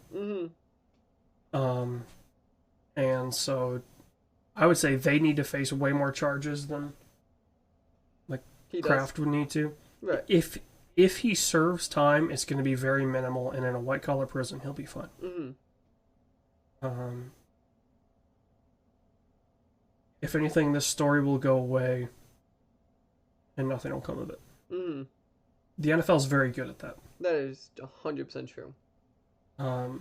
So I probably wouldn't look too much into this. It's whatever. Like, I'm gonna say the thing is, it shouldn't be illegal anyway, but that's besides the point. They could face first or second degree misdemeanors. Apparently. A second degree charge carries up to a 60-day jail sentence and a $500 fine. A first degree charge carries up to a year and a $1,000 fine. So, also, the attorney is a Weinstein. I didn't realize that. Most people charge for the first time of soliciting a prostitute. Okay, so apparently this is a thing. Because here's the next paragraph. Most people who charge for the first time of soliciting a prostitute in Florida are allowed to enter a diversion program, said attorney David Weinstein, a former prosecutor. Craft would have to perform 100 hours of community service and pay to attend an educational program about the negative effects of prostitution and human trafficking. This sounds amazing. So, I don't get your issue. just the fact that there's a program, because this is a thing. The Weinsteins have some urges, okay? And let's just say one of them didn't healthily release them. The rest of them are learning how to healthily do it, okay? Okay. Like, obviously, this is a huge problem in Vegas. Viva Las Vegas. I thought Vegas was legal. No, it's outside of Vegas County. It's legal. Yeah. Something weird. I know. No. What is it? Brothels are legal in Nevada. Not Jerk off rings. prostitution. Oh. A brothel is prostitution. Not necessarily. If it's an established location, brothels are filed under a different thing in that sense. Which is all crazy, by the way. Like, finding a girl on the street corner, Illegal. illegal. Finding a girl in her street corner shaped bedroom, legal. Finding the girl at a building that you are going to in the middle of the desert, because that's all Nevada is, completely legal. Got it. Thanks for telling As me. far as I know, there's some weird laws in Nevada regarding this stuff. So, AJ, we're gonna start a GoFundMe. Okay. For no reason at all. Gotcha. So yeah, that's a weird situation that could. I think the worst punishment is going to be from the NFL. Do you know if I was them what the punishment would be? Do I know what the punishment? No, would what I think the punishment should be. What? He gets to do what he wanted to do, but they hire an old man to do it in front of the courtroom. Like, we ain't leaving until you're done. Let's see. So, in 2014, Jim Irsay, who owns the Colts, apparently a very crazy guy, was suspended for 6 games after he was arrested on drug charges. He was also fined $500,000. I'm just saying, the XFL's gonna come and clean up this act. Maybe. I was more joking, but okay. Jim Irsay has his own, because in Indiana, I believe it's illegal to smoke indoors. I think that's the case for most of the country. I know in Michigan it is. In Indiana, I believe it's illegal. But he has his own smoking area in his box so that he could smoke cigars while watching the game. That is how crazy Jim Irsay is. That's great. Also, apparently, he was not afraid of his players and personnel knowing about his Habits. love of the powder. Because if you ever get a chance, watch Pat McAfee's stories of whenever he talks to Jim Irsay, because it's hilarious.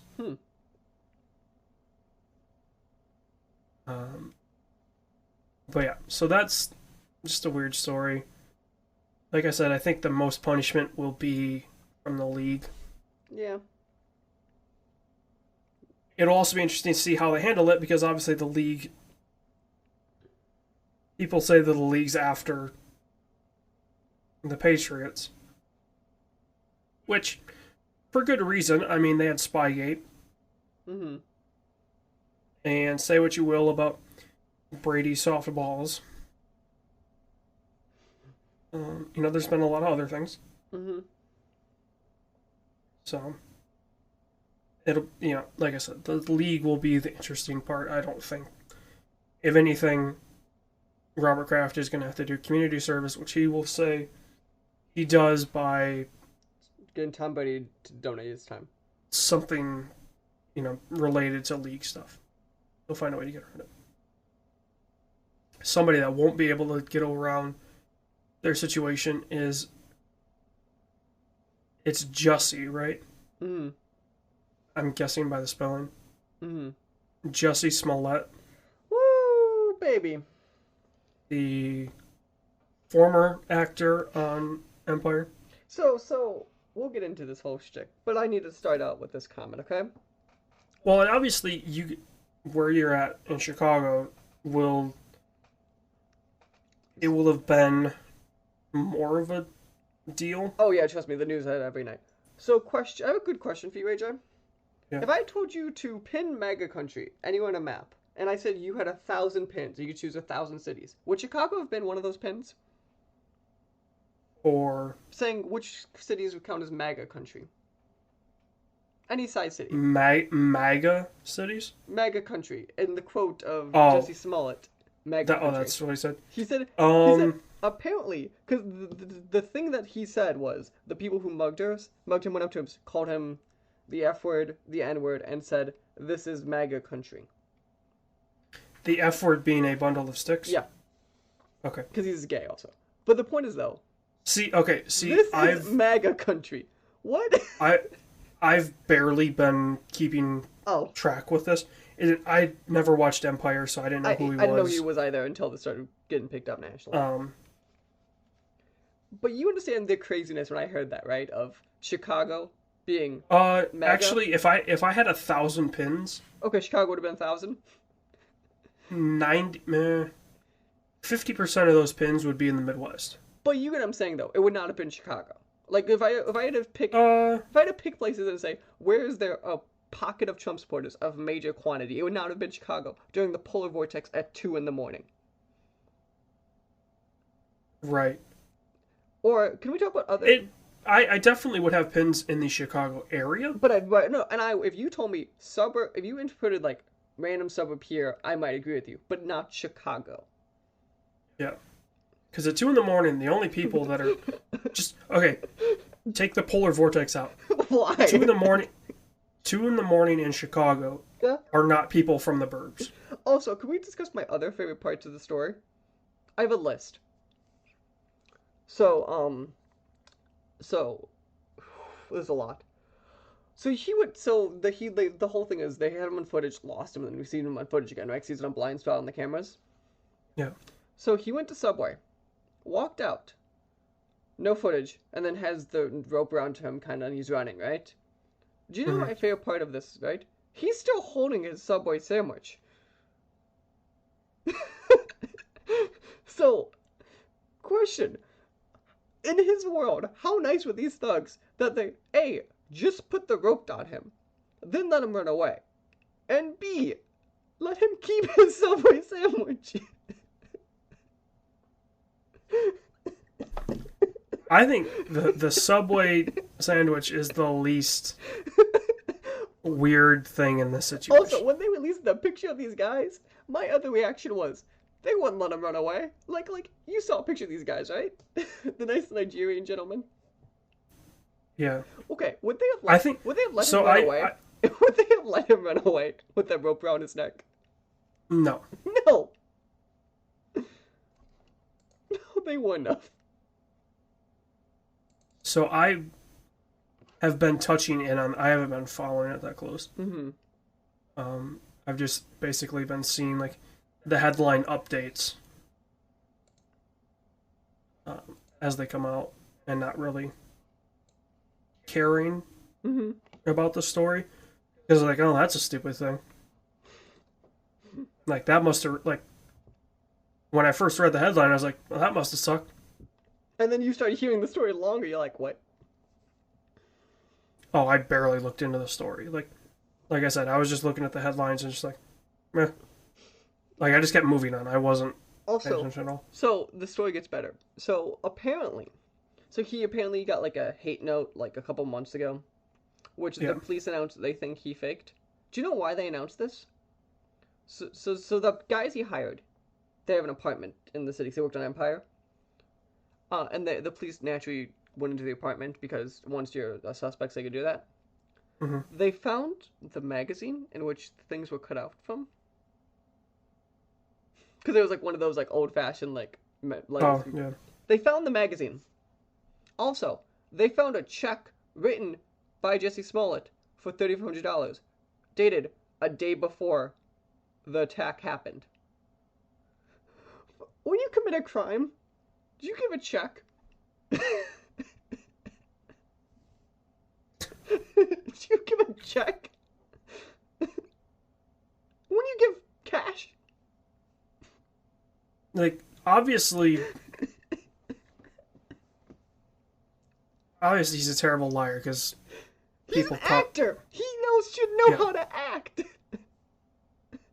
Well, like, he should know, okay, if you're doing this, if you're really gonna do, like, this is a weird thing to say. If I was really gonna do this, like, if I were him and we're really going to do this, no paper trail, cash. Like, Don't every time you do something, immediately just burn after reading, right? So, these guys get a bunch of magazines.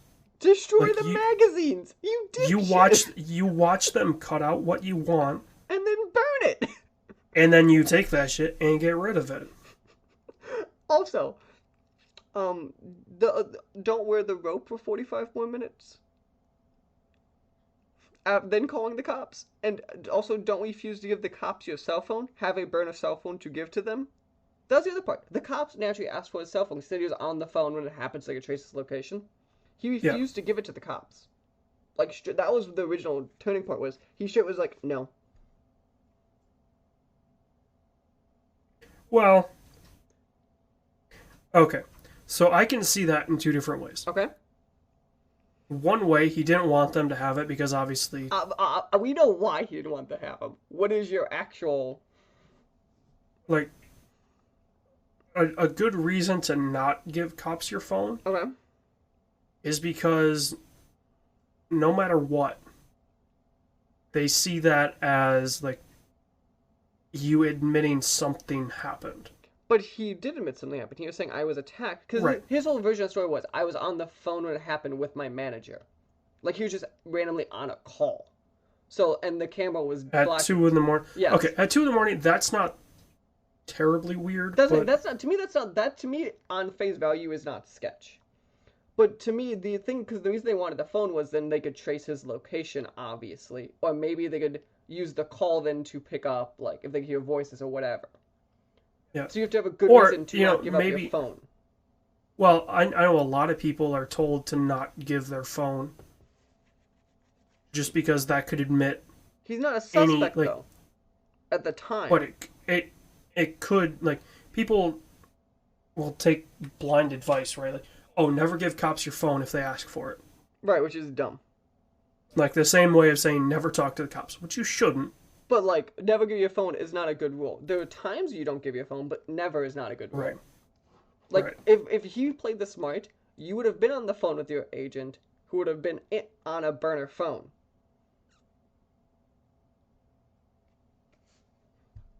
Like that. Or you would have done all the illicit stuff on a burner. Right. Right, some level of this way, you could have given up your phone and not been suspicious. Also, the thing that makes me... So he's gonna go to prison, right? Hopefully. And the thing that makes me have zero empathy for him, no matter what excuse he comes up with now, is... Because you know, for a fact, cops would have found 2 white people in which he would have gone on a bench and said, yes, they're guilty. Yeah. And that's why I have zero empathy for what he says now, because you know for a fact he would have done that.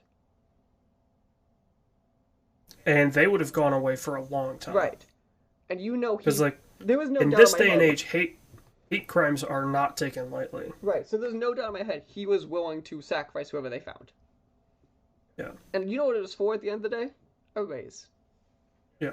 He makes an estimate of $100,000 an episode for Empire. He just wanted a raise. Made. That's true. He Made a estimated he 100 just grand. wanted a raise. Do you know what I raise him? 4 years in prison. at least. It was like Okay, it was like a fourth degree what felon. It was like 3 or 4 years in prison. It wasn't insanely much. all is it's faking a police report? It was at the end of the day, it's faking a police report. Is what I think it is. It's Oh, is that falsifying. the big one? It's like falsifying like a testimony to the cops or whatever. Yeah, it's faking. It's basically faking a police report, calling them for a false reason. Well, but is that the big one that Yeah. they're going after Yeah, for? that's what they're going Because after. there's got to be slander lawsuits that could happen. But There's no, got to because be the issue with the slander part is who he didn't slander a person. Unless you do a class action lawsuit of Trump supporters, but I don't think that suit would go anywhere. Like, no. He could have done like the people that he had set up could go after him for a but he hired them. yeah. That's what gets weird. Yeah, that gets weird. That's when why you I don't hire know them. if you could because they hired them, so they knew the risk inherently, Yeah. and they knew. Let's be honest, they knew they were fall guys if it felt bad. Yeah. But there was again, he was an actor. All he had to do was wait for it, act. You didn't even have to do that. Do you know what? Do you know the best part? Do you know why there was the blind spot on the camera? Apparently, it was a camera that could face different directions, and he wanted the mugging part to be on film, and because they were apparently like in disguise or whatever. Yeah. And he couldn't figure out what the camera was facing. The actor couldn't find the camera. Well, the thing of it Tell is, me that's not the most ironic ending. he's taught to know, you know, where the camera is, but not look at the camera. But does he know where it is? I don't think he does. Well, in a lot of situations with like dramas and stuff like that he would have been on, it's really hard to miss the camera because there's the camera and a guy on what looks like a scooter, a four-wheeled scooter, and then a guy next to him in a chair, and then about 18,000 lights next to them. Mm. So it's not hard to know roughly where the camera is. Suddenly, when it's 2 in the morning and you have this grandiose plan, it's probably a little harder. But you get the irony in the sense. Like, you get the Yes. irony of the actor messed up. Yes. So, moral of the story, ladies and gentlemen, if you're gonna fake a hate crime, at least do it correctly. And please, if you're gonna call a place MAGA country, at least come up with better cities than Chicago. During a polar vortex at 2 in the morning.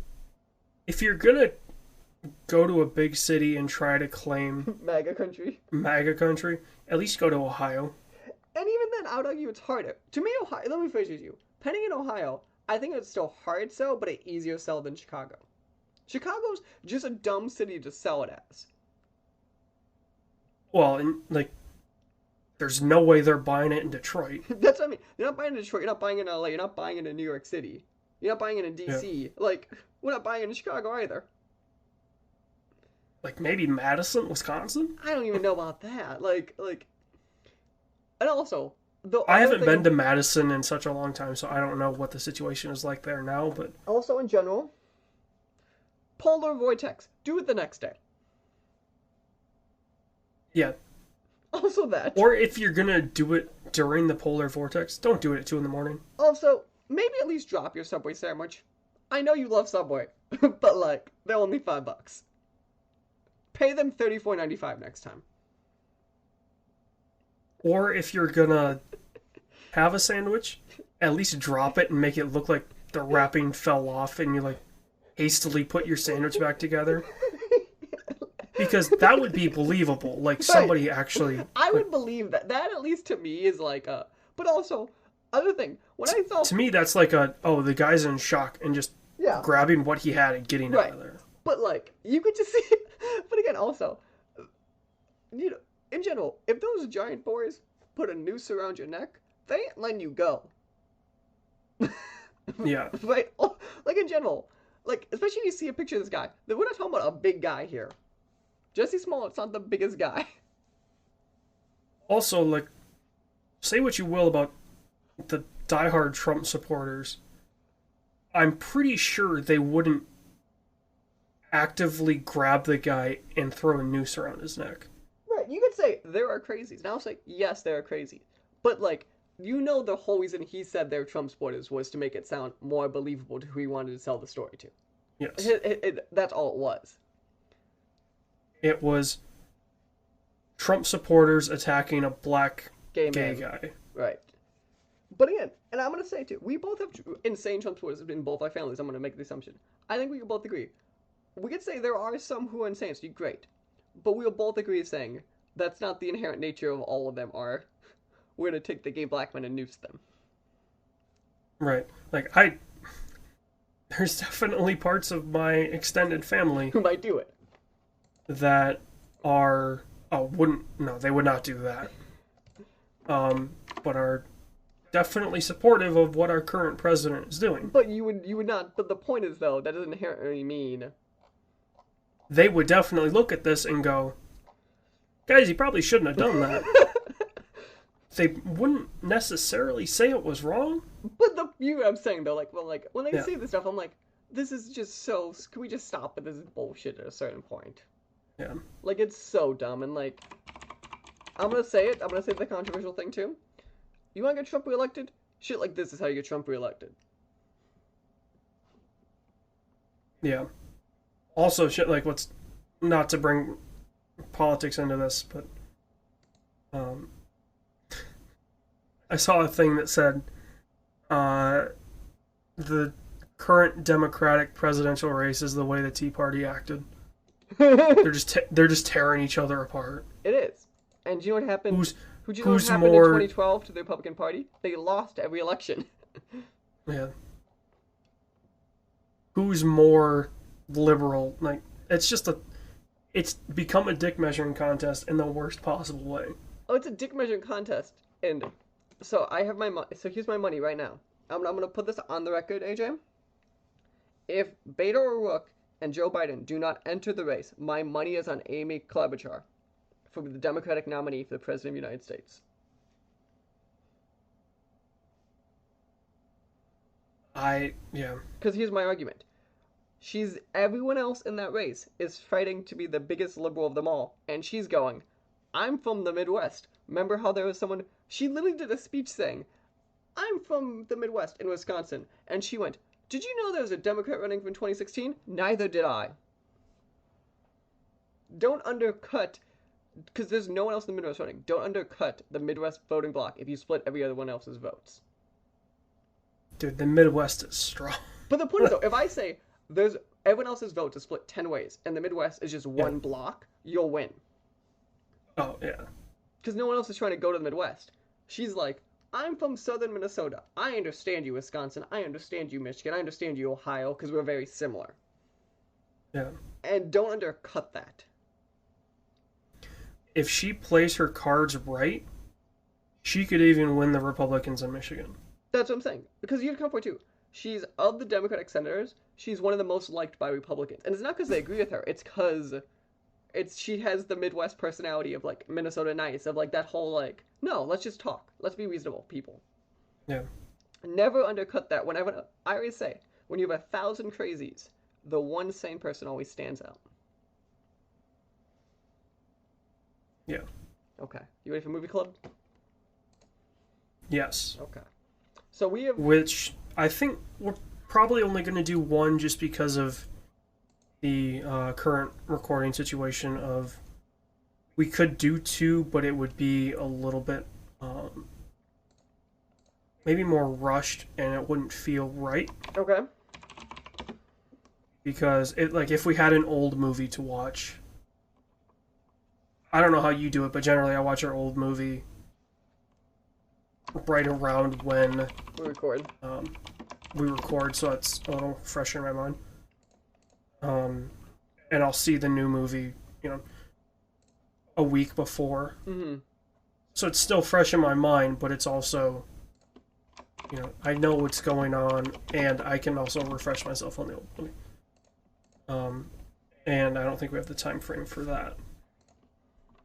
just because you are gone fairly soon. I'm gone. It's middle of March. It was more like by the time we get through all this stuff. Yeah. So here's my controversy on that one. So our Well, okay, movie hold is on. going to be fighting with the family. Yeah, our new movie's Fighting with Family. It's weird to say the biopic of a Paige, the 26-year-old. current WWE superstar that's 2 or 3 years older than I am. Yeah, it's so weird. It's so weird to think how young she is. Yeah. I'm trying to think of like older, like what our old movie could be in this situation. Like the Andre documentary on HBO is great, See, I was thinking that too, and then I thought, but it's not really discussion worthy because it's just like, oh, they talked about Andre's life. Like, it would just be like, it's a weird thing. It's like it would be a spot fest of what they're talking about. so I have a pitch for you that I think we should do an old movie, and here's my pitch: Okay. the documentary on Paul Heyman. What's it called? Oh, it's a WWE movie, I think. Thought there was something. Is it just the rise and fall of ECW? I think Ladies and gentlemen, my name is Paul Heyman. that's a book, isn't it?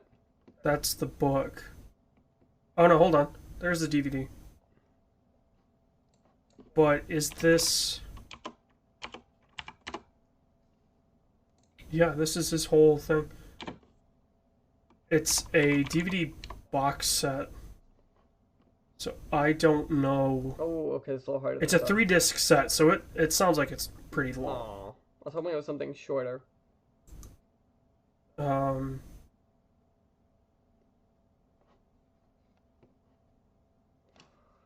Let's see, what's this one? The I Am Paul Heyman documentary. Is there a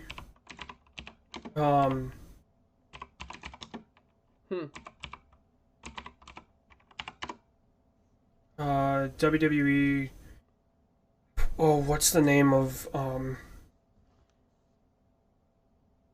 the series that they do on the network? Oh, it's not 30 for 30. It's Oh.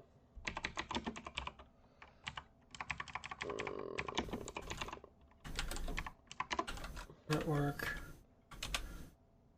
It's I know you're talking about. I just can't think of.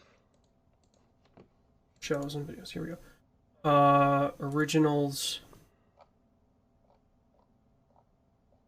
Or is it collections? Collections.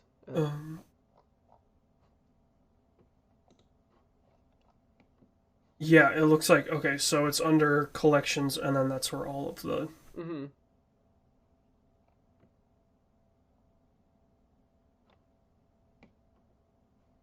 Is it originals? There's for sure, because I've seen the one on the girls. I've seen the evolution.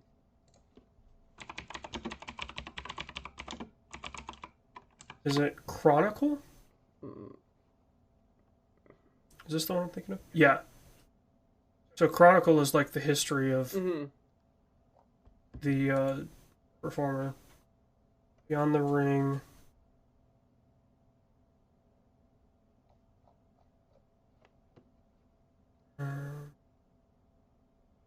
It's not that.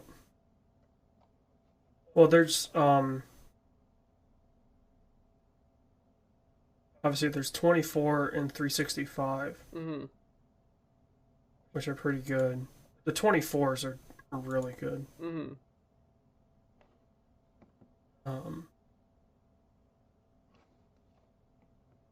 But if you want to do wrestling, if you want to do an old wrestling, what would be a good one? I would say... What if we watch... Huh. What if we watch The Wrestler? The Wrestler? Yeah, the Mickey Rourke. Because that movie's about as close as you're going to get to a... Okay. Like, obviously Paige is very new. and the wrestler is very much old school guys. Then let's do it. What do they do? Okay, so that's what we're gonna do. So We're gonna have to kind of well, rush this one, but that's yeah. fine. I have it. So just so you know, time wise, I figured I'll watch both these movies sometime next week and then the week after. It's only the 4th at that point. We could record during that week. I believe that'll work. Somewhere in like the 4th to 8th window we could record, or the 9th. Yeah. And then this way you could have it We to me will. before I leave on the 14th. Yes. That sounds good to me. Because Mike leaves for GDC, Hey, I take a train Otherwise- out. I take the train out there. known as. Well, I bet it's not bad with the train jam, Yeah, but train that's jam's fun. got to be one of the most boring train journeys. Oh, actual train journey? Yes. Train jam, it's great. Like, I definitely want to do a thing. Like, I want to do a documentary of traveling from New York to LA on Amtrak, AJ, and like, can I teach you? We could Just do a- it, but we have to teach you how to make a video game during it. well, does it start in New York? No, Chicago's where it starts. It goes Chicago Okay. to San Fran because we have a direct line. On some Yeah. trains, you have like I don't think there's a direct to New York. I think you have to get off someplace like Chicago. Yeah. But, just a doc of like the small towns that it stops at in like Oh yeah, that's cool. There's like the 15-minute stops, the 20-minute stops. rural Nebraska that are like, We stop at one place where it's just all they have at the stop is just a store that someone runs, knowing that train people stop here for 10 minutes. It's really weird. yeah. But yeah, that would be a fun one to do. Fun video to do. Yep. Because I guarantee you there are some people on those trains that you could interview that like that's their vacation is The train ride. the train ride. They don't do anything. They go New York to LA, LA to New York. And that's their week of vacation. They just see the country twice. Yeah. Okay. So our next movie club will be, the new movie is Fighting with My Family, I Yep. believe? I couldn't remember if it was My or Our. Fighting with My Family, Family. and then The Wrestler as our old movie. Nice. Prime Mickey Rourke. Oh, better than Iron Man 2? Well, I think it was roughly around the same time. Okay. Okay. I would say it's close enough between when The Wrestler came out and when Iron Man 2 came out that I would consider Iron Man 2 to be Prime Mickey Rourke. Really? Well, his look, at least. That makes sense. Like, his look in The Wrestler, he looks like a retired... Well, he's not retired, but Yeah. an old school wrestler. Like, man, you see him and then you see, like, Ric Flair and Woo! the guys from that generation, that Jake the Snake, right? Like, these guys look rough. Mm-hmm. So, yeah. Nice. That'll be the next show that you guys will listen to. And then the next SWW show could get a little weird with when we have to record it. Yeah, we'll figure it out. So it might be early April when that comes out. Just based on the fact that... That's when it's supposed to come out. We're fine. I think it would come out at the end of the month. No. Well, in between. Anyway. It might be a week late. Yeah, that'll be fine. Which, You'll live. considering we may have been a week late at least once, It'll be fine. uh, But yeah. we'll be fine. But yeah, I'd like to thank everyone for another record month of the SWW show. We have grown month over month, every month. We did not have the same growth rate as December to January. I apologize, because that was a 97% growth rate. We only have like a 4% growth rate this much. So y'all are slacking. I'd like some improvement on those numbers. Thank you. Please tell your friends, family, mothers, children, just tell your grandma. Just go to her grave, tell her about the show. You even make a little sticky note with it, like with the address on it. It'd be great. So if someone else comes to the grave, then they can pick it up, learn about the show. Thank you. Is our most popular episode still the awards show episode? No, it got dethroned. I apologize. Our most popular episode by one download.